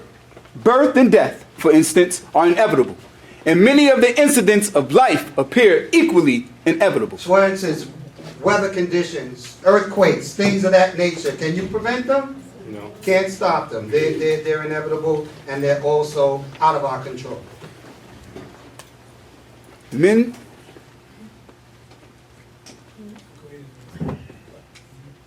strain every nerve for the attainment of certain ends, and gradually they become conscious of a power which seems to be not of themselves, which frustrates their puny efforts and laughs, as it were, at their fruitless striving and struggle. In other words, men and women, people have a tendency to try to make certain accomplishments and what have you, and in some cases they have no control over the outcome or the success of their endeavors. As men advance in life, they learn to submit, more or less, to this overruling power which they do not understand, perceiving only its effects in themselves and the world around them, and they call it by various names, such as God, providence, fate, destiny, etc. Okay, so that's one school of thought. Keep in mind we have two schools of thought here. This is the first school of thought, that we are powerless to control our lives and the things that happen to us. Okay? Men of contemplation. So we're going to skip that. We're going to skip three paragraphs and go down to thus, men in all nations. Thus, men in all nations and times have experienced in their lives the action of this invincible power or law. And in our nation today, this experience has been crystallized in the terse proverb, man proposes, God disposes. Okay, so in other words, we plan to do things and Yah does what he wants us to do. That's one school of thought. And we're going to talk about it a little more as we go further down. So just hang with me. It's going to get more interesting as we go. But, contradictory as it may appear, there is an equally widespread belief in man's responsibility as a free agent. In other words, there's another belief besides the one that Yah is in control of our lives and all of our destiny has already been forethought and set up for us. There's another thought that man has the responsibility to make his own decisions and choose his destiny for himself. All moral teaching is an affirmation of man's freedom to choose his course and mold his destiny. And man's patient and untiring efforts in achieving his ends are declarations of consciousness of freedom and power. Okay, so what he's saying is all moral teachings is an affirmation. So in other words, everything that we learn tells us that man has freedom to choose. That's right. Because if not, you wouldn't have opportunity to make different decisions. You could decide whether you want to go to work or you want to stay home today, right? That's a choice, is it not? That is. So you have the freedom to make different decisions and different choices in your life. So you can't say that Yah is in control of everything, because you make individual decisions all the time to do right and wrong. And they say the moral teachings, in other words, the fact that we have a choice to do something right or something wrong, that's a moral teaching that lets you know and reminds you that you have some control over the decisions that you make and actually what's going to happen to your life, how those decisions are going to affect your life. Okay? The dual experience of faith on the one hand and freedom on the other has given rise to the interminable controversy between the believers of fatalism and the upholders of free will. A controversy which was recently revived under the term determinism versus free will. Okay, keep in mind that this was written over 100 years ago.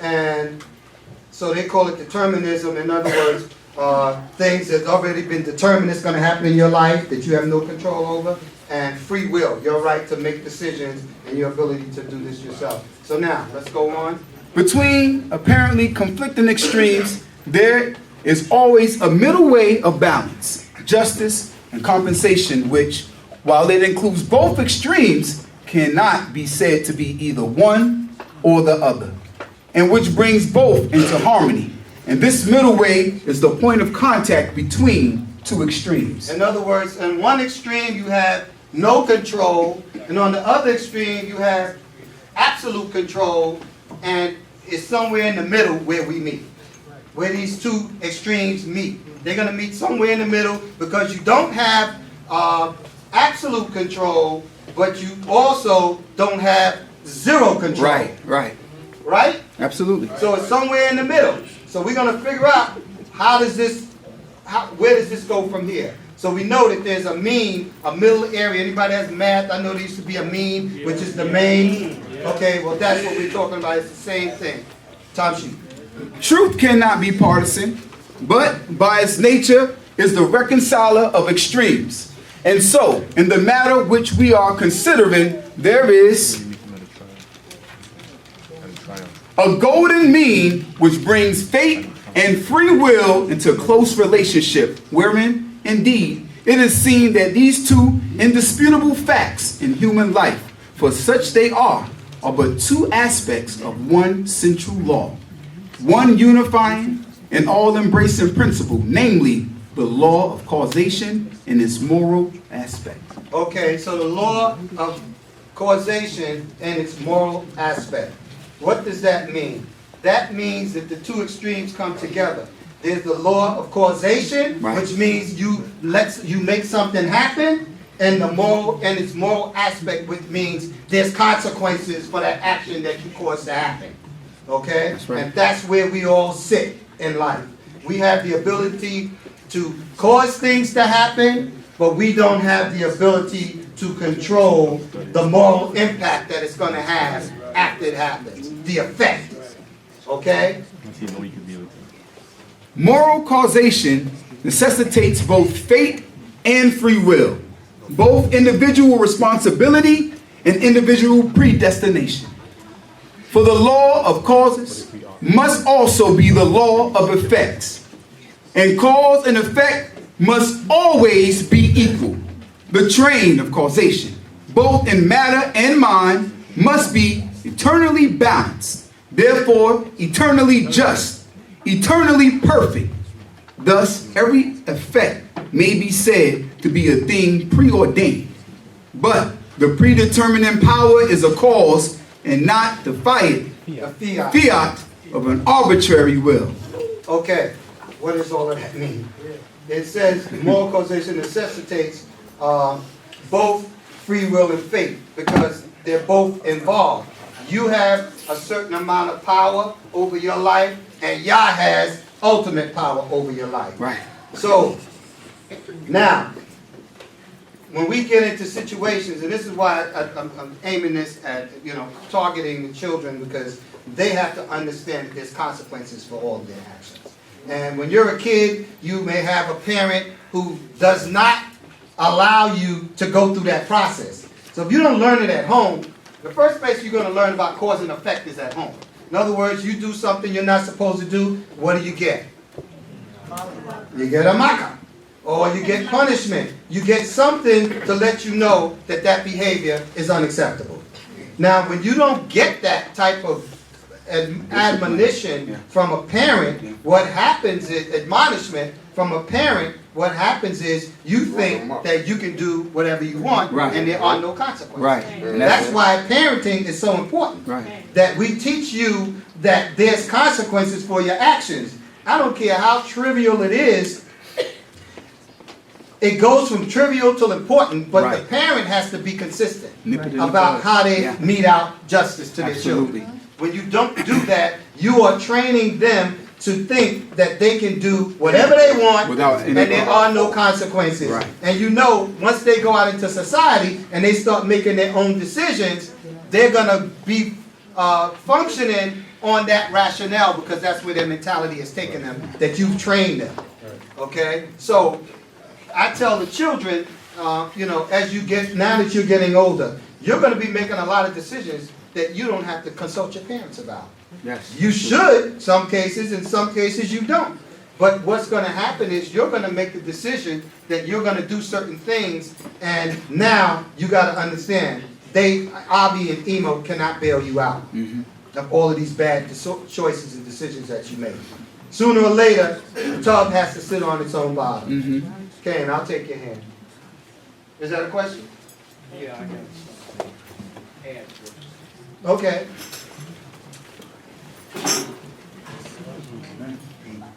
Shabbat shalom.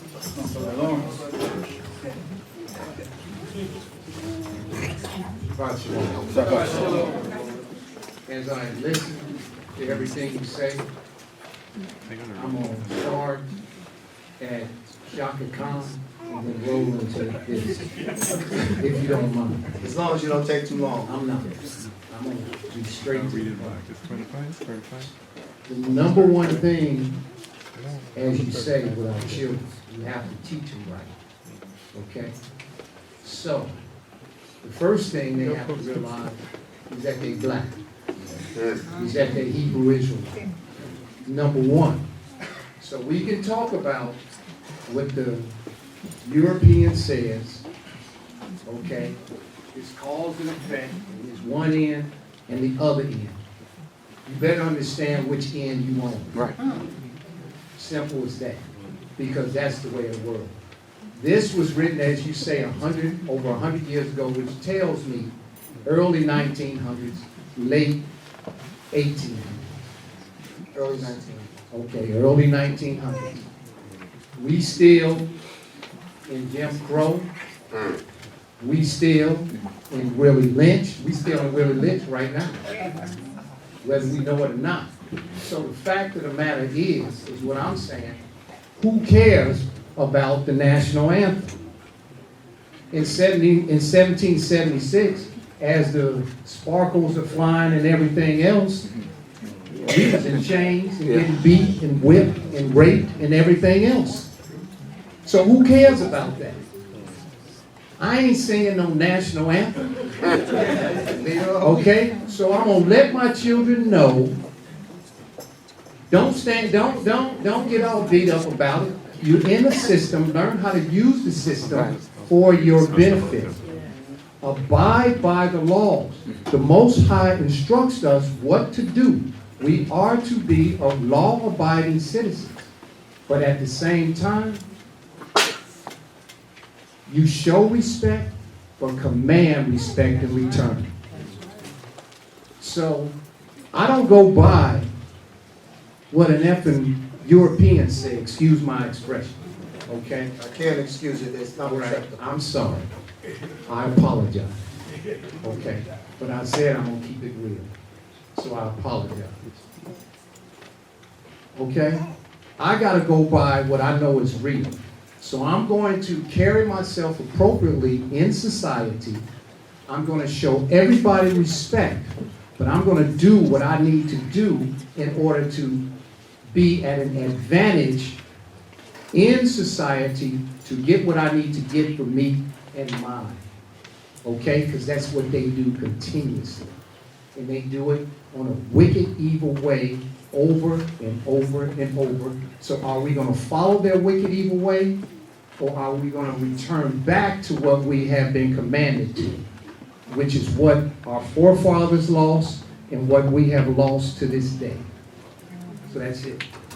Okay.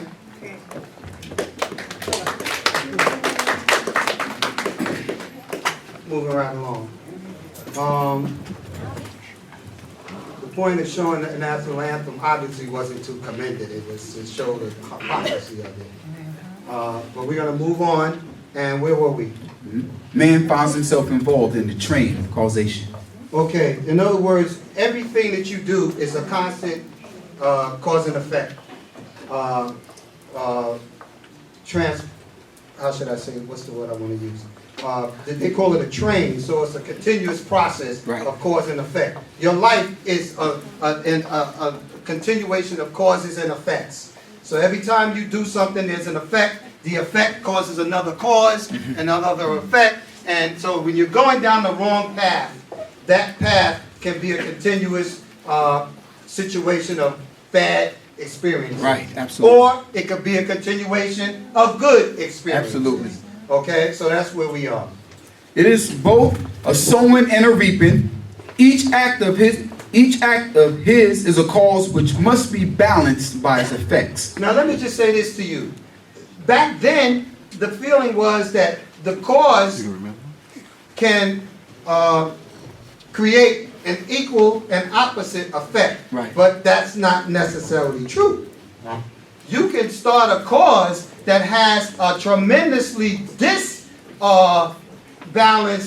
effect. Right. In other words, you can step on a man's shoe down the block and get shot for it. So cause and effect is not necessarily balanced. The Creator, in his infinite wisdom, may say, you know what, I don't like how you've been living, so a step on somebody's toe could cost you your life. So there's a lot more complicated than that. But on the surface, you would say to me, if somebody stepped on my shoe, I shouldn't have the right to shoot them. But the Creator tries to keep, I believe, his goal is to keep things balanced. So if things seem imbalanced to you, it's because he's trying to make a point. The Creator is trying to make a point. He chooses the cause. This is free will.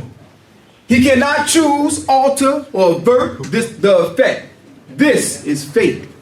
Thus, free will stands for the power to initiate causes, and destiny is involvement in effects. Okay, so you can choose the cause, it says, but your destiny is going to be determined by your cause. But you have no control over where you're going to end up.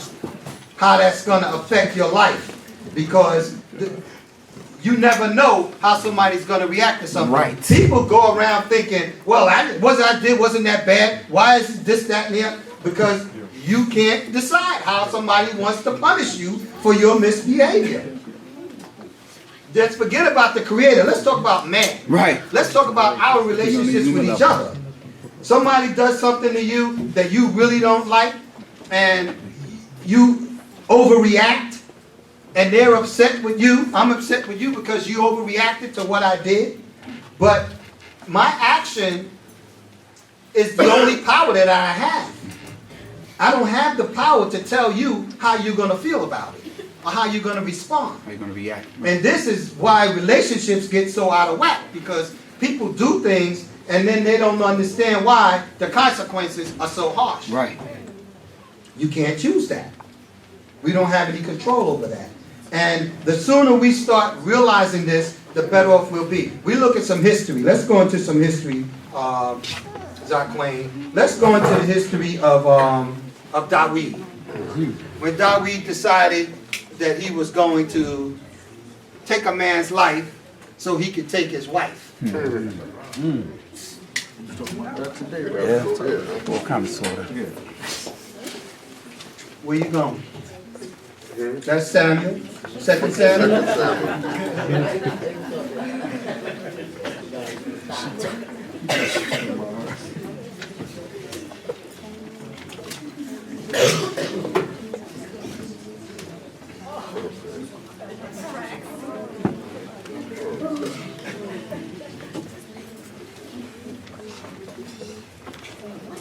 Second Samuel, 11th chapter, 2nd verse.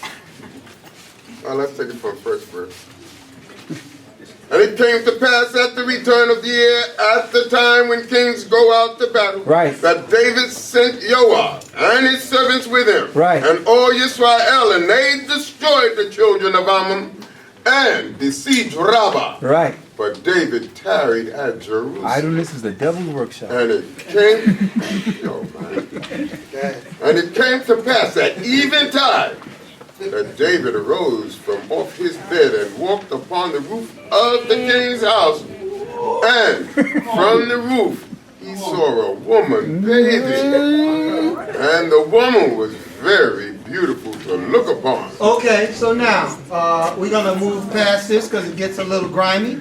But let me just say this to you. So what happens? He sends a messenger out with a note, and he destroys this man's life and takes his wife. Okay? Now, so he took one life, right?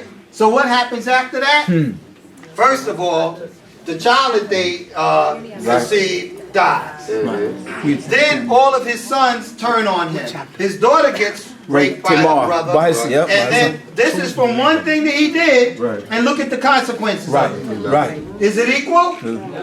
Yo, but the Creator said, I'm gonna turn your family upside down. That's why we gotta be careful how we function in the world, because we don't know how the Creator is gonna turn all this stuff against us. Look at Hophni and Pinchas. They were going. All they did was take the offerings. What they did. That was what they did. Yeah. That's what they did. They took the offerings, Without and being then they authorized. kind of cohabitated with the sisters coming there to help them out. All right? Just flirting with Bad him a stuff. But what happens? Both of them die, the father dies, and the whole family is just annihilated. Yes. Okay? This is cause and effect. Okay? It's no different than what we're doing now, the things we do now. What annoys me is when I see a lot of people do stuff. And, you know, fortunately or unfortunately, I'm in a situation where I have to judge situations. Yeah. Or I see how other people judge situations. And the perpetrators are never satisfied with the judgment. Most cases, they got a problem. They go through all the changes. Now they're mad at the judges. They want to blaspheme the judges. They want to curse the rulers. They want to do everything they need to do. But I say to you, you can choose the cause, Yeah. but you cannot choose the effect. You do a crime in America, you can't say, Judge, well, I only stole $10,000, so you can't give me more than 30 days. Right. And you have something. You on your do the record, too. crime, then you don't get to choose the time. That's life. But in the simplest form, it's about how we relate to each other and how we treat each other and understand that there's consequences for our actions. Let's read on, because it's not going to take long. In the portion? Yes, in the portion, and back in James Allen. Torah for the opportunity.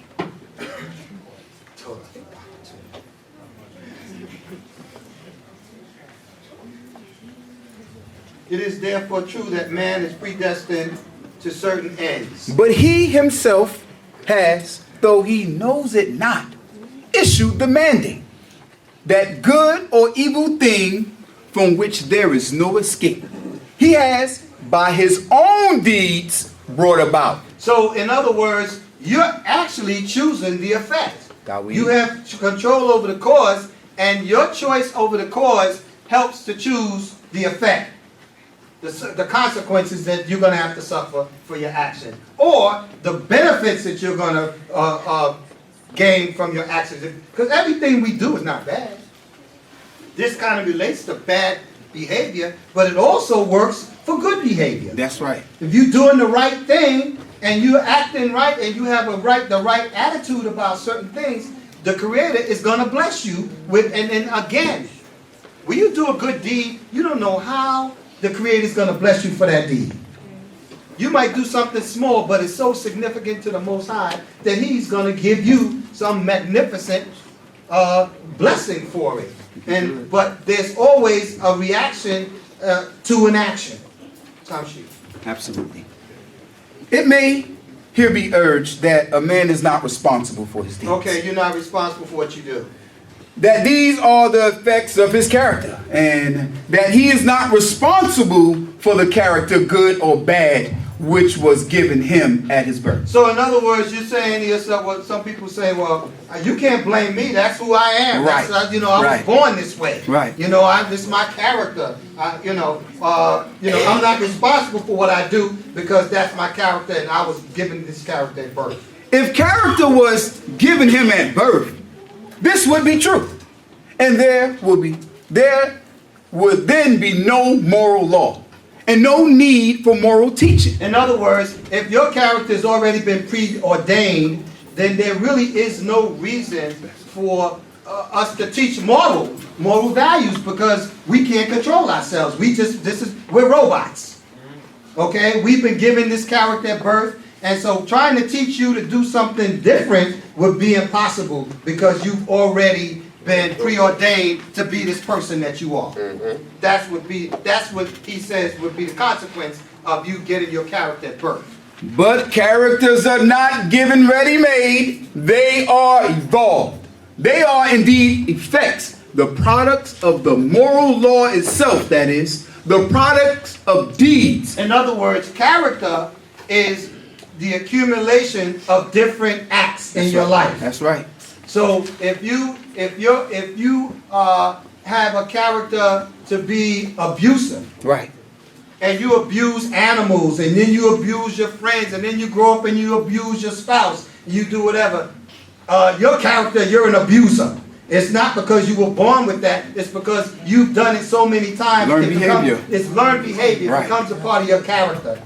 Things can become a part of your character, and then you can change parts of your character by consistent changes in your behavior, and you can become a good person. So a good person could one time have been a bad person, and a bad person could have one time been a good person, but they just decided to make changes in their character going in the opposite direction. Right. Okay, so you have the opportunity to change your character. If you don't like your character, and it's been you've been doing certain things for so long, and you want to correct it, it's just a matter of just being consistent about doing the right thing. If you have a bad character, a good character, and you start doing a bunch of bad stuff, guess what? You're going to become a bad character person. Ezekiel 18. Character result of an accumulation of deeds which have been piled up, so to speak, by the individual during his or her life. Exactly. So as you go through life, you develop these different characters. We all have characters. Everybody knows everybody's character that we know in this room. Okay? You know somebody, you know their character, you know what they're capable of and what they're not capable of. You know if they change their character for better or for worse because you see their behavior, and the course of time will prove you to be one way or another in your life. Man is the doer of his own deeds, as such as he is the maker of his own character. And as the doer of his deeds and the maker of his character, he is the molder and shaper of his destiny. He has the power to modify and alter his deeds. And every time he acts, he modifies his character. And with the modification of his character for good or evil, he is predetermining for himself new destinies. You can change the destiny of your life by changing. You ever meet somebody, do you know somebody that was one way for a long time, and then over the course of time, for whatever reason, they changed, and you said, wow, that person changed, they're different now. They changed their character. That's right. They straight up changed their character because they wanted to be a better person, or they decided being nice wasn't getting them anywhere, and now they want to be evil. Okay? Either way, you have these options that we can all do this. I look at people like Bill Clinton, and other people who got a bad name for themselves, and they had no choice but to clean it up. You know, he want to now get some respect. Just look at this is everybody.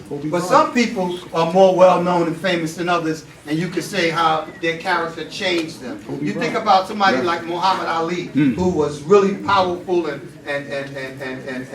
militant and what have you, and his character, and and after a while, and he was hated because of his his character, and then he became an ambassador of peace. Because people understood him better, he toned it down a bit, and he understood, and he went through some physical health changes and what have you that made him become a more humble person. This happens to us all the time. We have to be careful that, and this is for you again, to be careful on how we want to develop our character. Because now your character is going to come into play right now. You can no longer say that, hide behind your mother's apron strings and, all these different things that some of us do because, don't take it personal, Cohen. Why? You can't let that go. You want to hide behind your parents, and every time something happens or somebody chastises you, you go run to your parents, hey, so-and-so or don't so-and-so said something, so-and-so said something the other day. So they're chastising you because your parents don't see your behavior. So now you have to understand, you have an obligation to now be responsible for your character because people are going to pull you up. If you don't like it, handle your business. Do the right thing. go down the right path. Let's go. Because not only Good are choices. you preparing yourself for a better life, Yeah, man. you want to have the respect of the people around you. That's right. And you definitely don't want to get a curse for your behavior. Because now, when you do stuff, there's consequences. You think you know what all of the consequences are? You don't. Because you could choose the cause, but you cannot choose the effect. You cannot choose the effect. You cannot decide that this little thing that I did here, this is the only punishment that I should get. And I tell you one thing, you would not tell me that, oh, I did this little good thing, so I should only get this little blessing for it. Right. You want something big. Anybody raising their hand to do that? Oh, I did a little small thing, so I just want a teeny tiny blessing for it. I need big blessings. That's why I say to you, it's not always equal. The effect is not always equal to the cause. He is predetermining for himself new destinies. Destinies disastrous or beneficent in accordance with the nature of his deeds. Character is destiny itself. A fixed combination of deeds. It bears within itself the results of those deeds. These results lie hidden as moral seeds in the dark recesses of the character, awaiting their season of germination, growth, and fruitage. So when you go to school and you study and you do well, you're planting the seeds of success for your life. That's right. And it's not just that you do well in school. There's a moral compass that you understand and recognize that you have to follow. Absolutely. So if you go into school and you're getting good grades because you're cheating, obviously you're not going to last long. Okay? Because you really don't know what you say you know, what the tests say you know. But when you are in it to be successful, you're doing the right things, the Creator is setting your life up for success. And I told this to the youth when I had a conversation with them a couple of weeks ago, that they have to understand just how valuable that is. That's right. How valuable that is, because life could be so sweet. I'm telling you, say it, Life could man. be so sweet when you are doing the right thing. The Creator, No not stress, no only worries. does He help you do what you need to do, but He also guides you down the path that He thinks and knows are the path of success for you.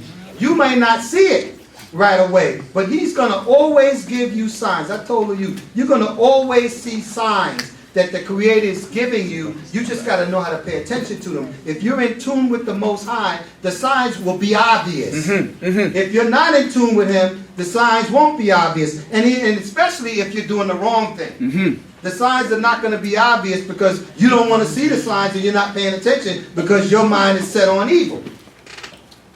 And so the Creator is going to take you down this path. Everybody knows somebody. Everybody knows somebody who's going through that, who have gone through it, made bad decisions, and we see where they ended up. Jail, grave.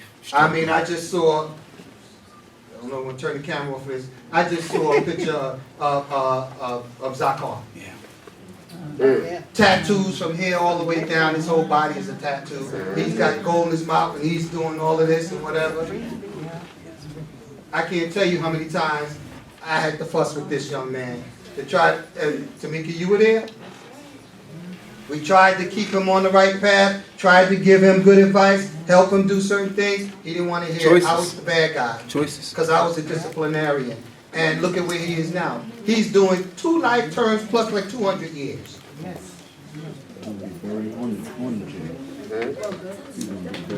He can't live long enough to do that. My point is, these are the type of things that, unfortunately, we have living examples for us.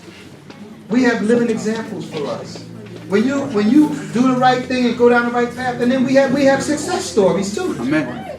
We have many success stories in Israel of people who got the message, followed the instructions, listened to the wisdom, and that's what mentoring is all about. It's helping these young people make the right decisions so they don't have to guess.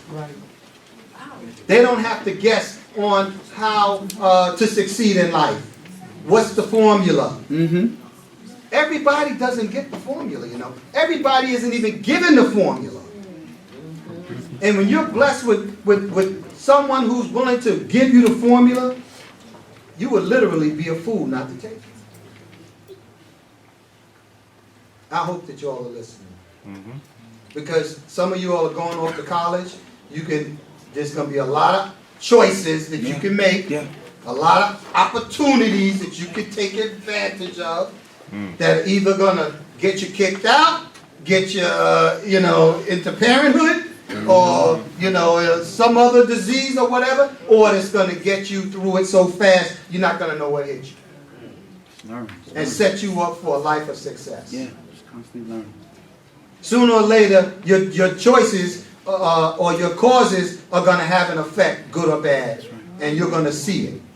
It's going to be materialized right before your eyes. And you can't go back to yesterday. You got to go back to years ago and see how you've been living and what you've been doing with your life. This thing called life is powerful, but it's not that mysterious. Because the Creator gives us the formula for it. It's all in this book. He gives it to you in a different way, but all of these moral values are in this book. We talked about them earlier today. They're all there. It's just a matter of whether we want to make the correlation, if we want to follow the wisdom, or if we want to say, oh, I got all the answers, I got this, I know what I'm doing, I'm 18, and I got all these decisions and all these answers already laid out. I don't need any help.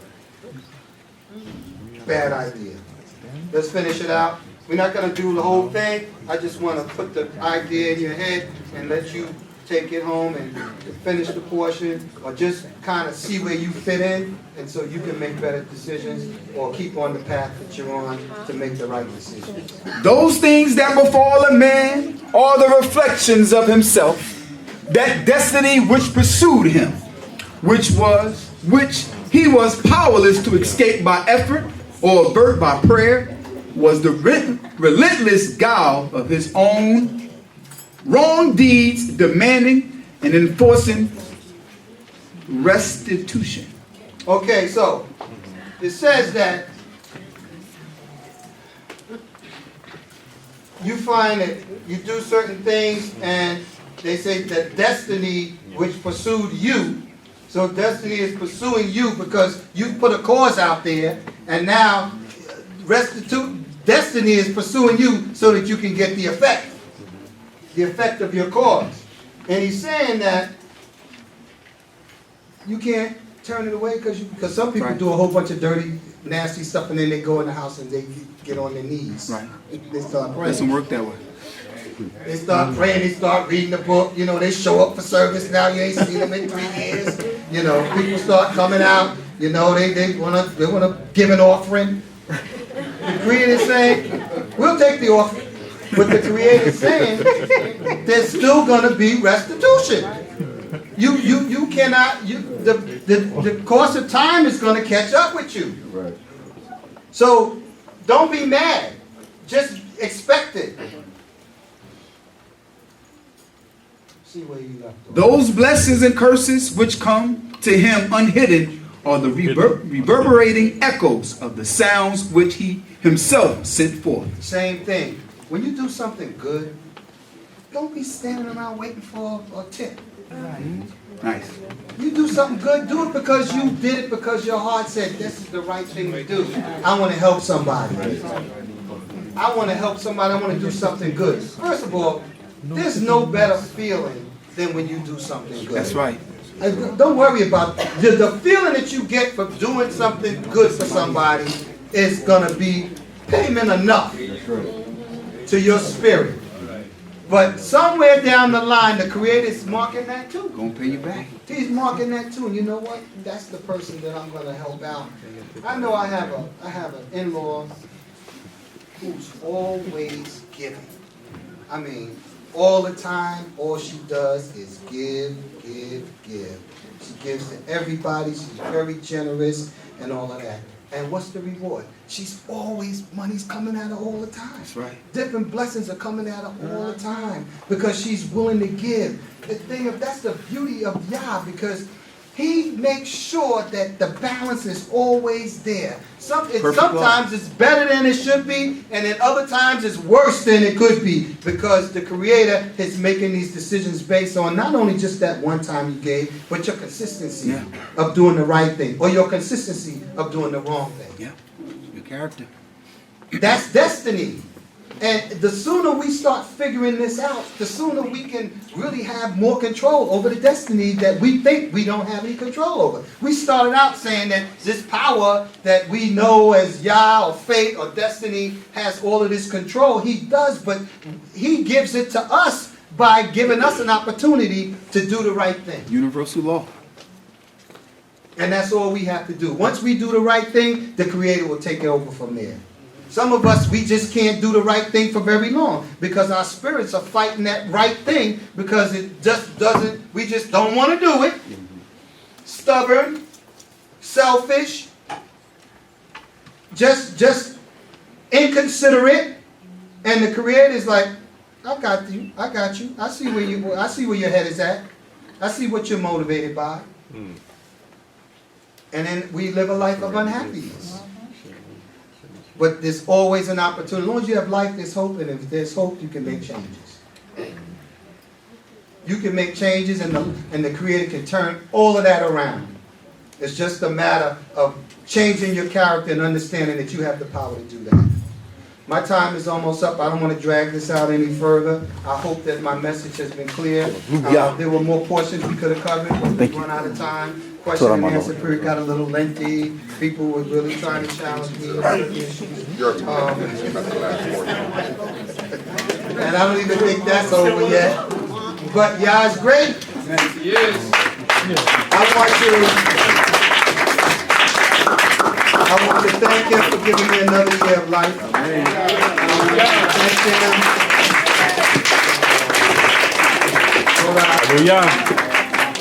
I want to thank Him for the opportunity to be a part of your lives and to have an opportunity to share what wisdom He's given me to you, with you, so that we all can grow together in prosperity. That's my goal. I hope to continue to be, I thought I was getting too old. At 66, I would be too old to be able to have a relationship with these youth. But fortunately, I think they're starting to get me, and they understand that I'm there for them, and I'm hoping to help them. And I hope that they will continue to trust me, to give them good advice, so that they can be successful in their lives. That's all I have. I just want to make one last announcement that I'm very proud of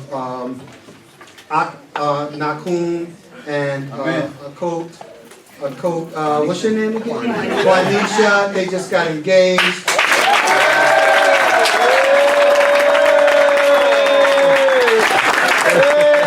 Go easy on the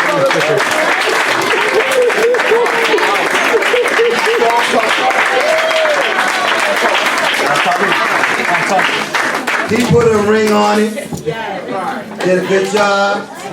I'm very, very proud of them. I told them that they're our model now. They need to do the right thing. A lot of people are watching. Do the right thing. May Yah bless them and keep them and help them to, the worst part of all of this is trying to plan a wedding. But I'm going to tell you, the wedding is one day. The wedding is only one day. That's right.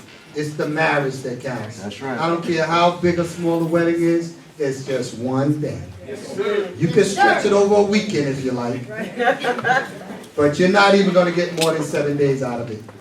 And it's over. Now the real work starts. And I hope that you all will continue to take guidance and you will do the right thing towards each other and however you deal with others in your life, so that the Creator can bless you and keep you and prosper you and prosper your union. All praises to Yah.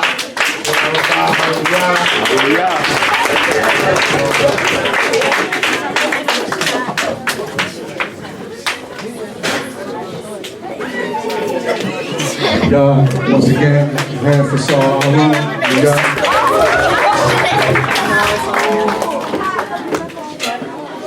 all please do the Most High.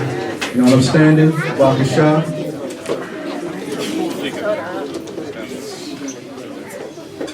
I'll sing a few songs before we end out.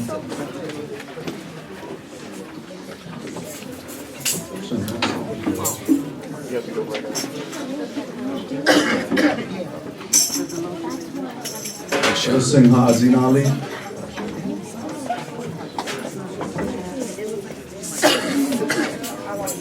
Ha'azin Ali.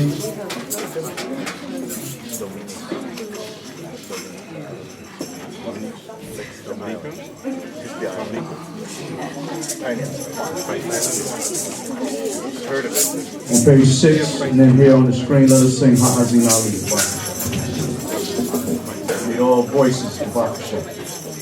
Ha'azin Ali, Ani Obeka, Ani Obeka, Pole Faneka, Ka'asher Ani Marti Me'aye, Ozezrael Ka'el Yahuwah. Tzadik Eloka, HaNatorah Sha'yeh, Rosh Lemodgo, Shemu Akari, Veko Mishpatim Afternoon, Shalom Vino Vino Maya Viva Akira Hoko Hazman Sheleka Olam Ore Haaretz Umoshienu Shelo Yahovah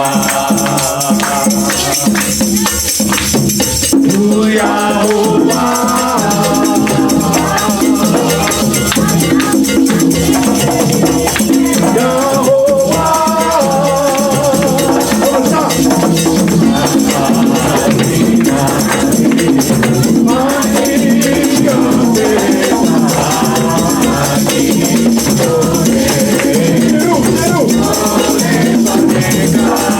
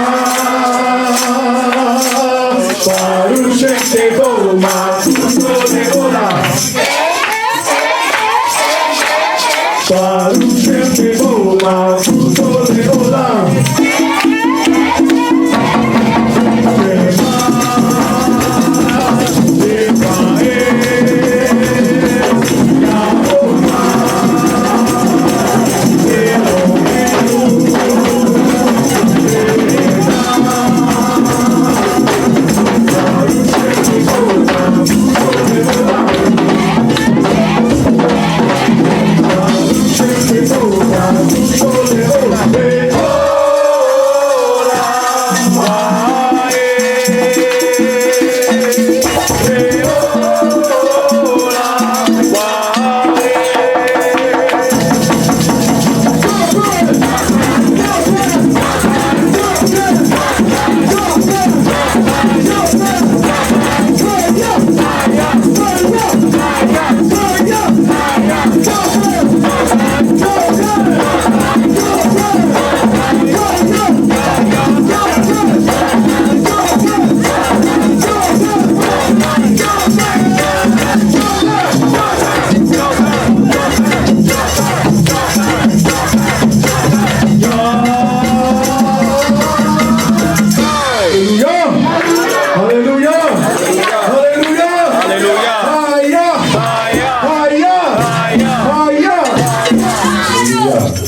Not time for that yet. All right, since we got that out, blessed be the name of the Holy One of Israel. Hallelujah.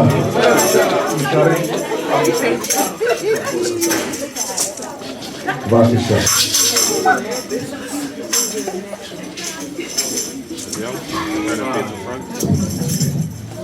Close out with our evening prayer service. Sacrifices and your offerings are not found in our hands. Father of mercy, let thy law stand firm. Accept the words of our lips and the murmurs of our hearts. Receive our prayers in mercy and in favor. Grant us joy and gladness. Comfort thy people. Jehovah answer thee in the day of trouble. The name of the power of Israel set thee up on high. Draw us not away, Yah, with the wicked, for our delight is in thy word. Let thy word heal us and cause us to prosper. Cause thy wisdom to blanket Israel. Let the visions of the righteous be our lot. Yea, the dreams of our redeemed our good fortune. Draw us with cords of love, and let our borders be true. Into thy hand I commit my spirit. All praises unto thee, O Yah. We have thought of thy loving kindness. We rejoice in the house of Yah. Come, behold the works of Yah, and rejoice in the same. For he has rescued his people Israel. He has called forth the dispersed of Yaakov. He caused his righteousness to stand where calamity was. For such is our power forever and ever. He will be our God henceforth eternally. Sing his praise aloud. Hallelujah. Shema. Shema.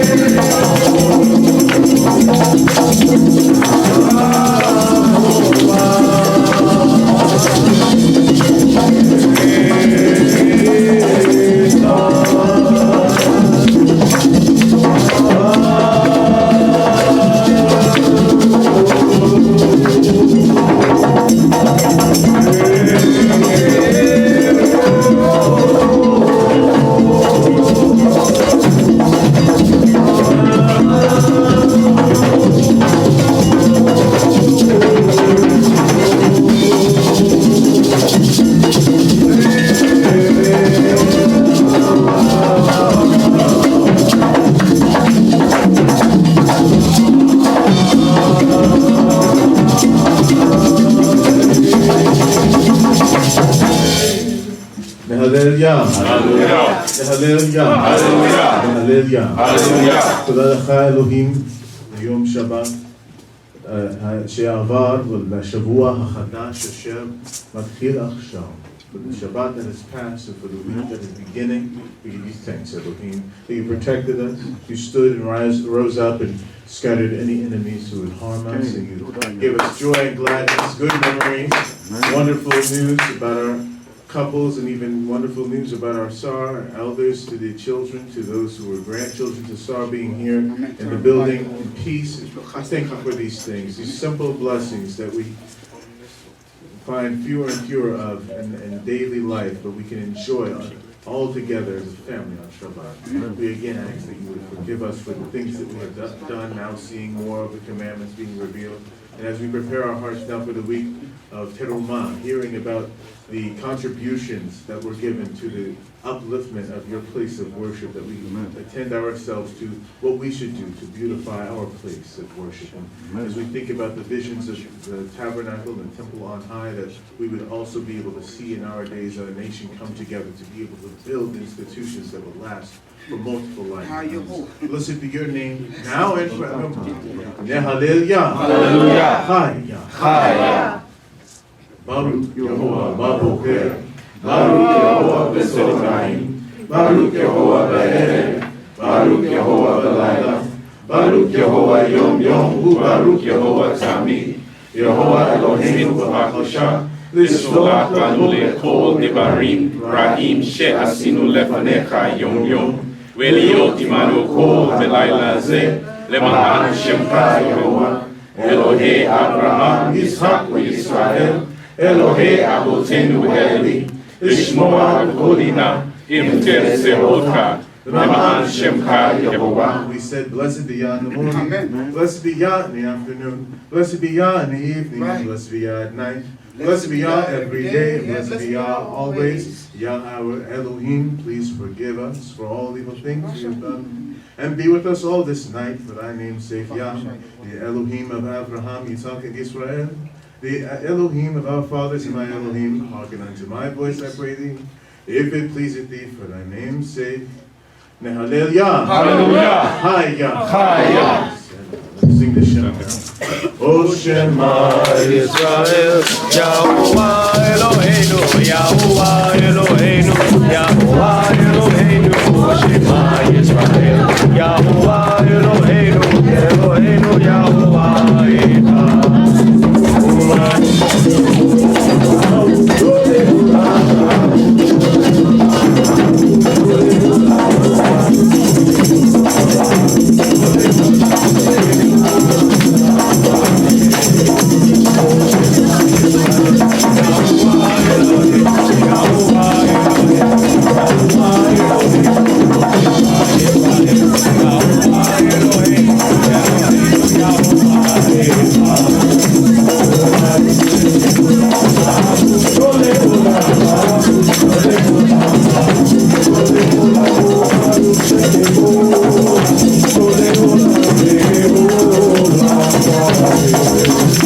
Hallelujah. We look again to the Holy One of Israel, asking that He would bestow upon us a blessing for His great name's sake. I have not the power to bless you. Only God Himself can do so. And I pray that no one in this room will fall short of receiving a blessing from the Holy One of Israel. So, as I would say the words of the blessing found in Numbers, the 6th chapter, the 21st verse. May God hear us. May He bless us all. Lama'an Shemo, for His great name's sake. Yivarech Yehovah wa yishmarecha. Ya'ir Yehovah panayu elecha vechunecha. Yisa Yehovah panayu elecha wa yasim lecha shalom. Yehovah bless thee and keep thee. Yehovah cause His face to shine upon thee and be gracious unto thee. Yehovah lift up His countenance upon thee and may He give thee peace. Hallelujah. The 150th Psalm. Let us sing it together.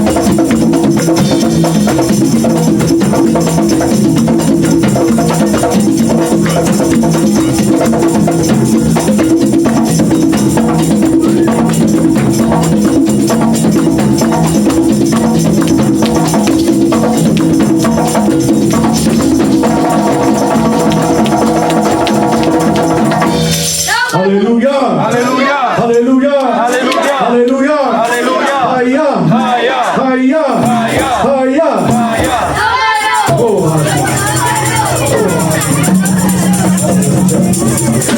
you will be seated for a few more moments.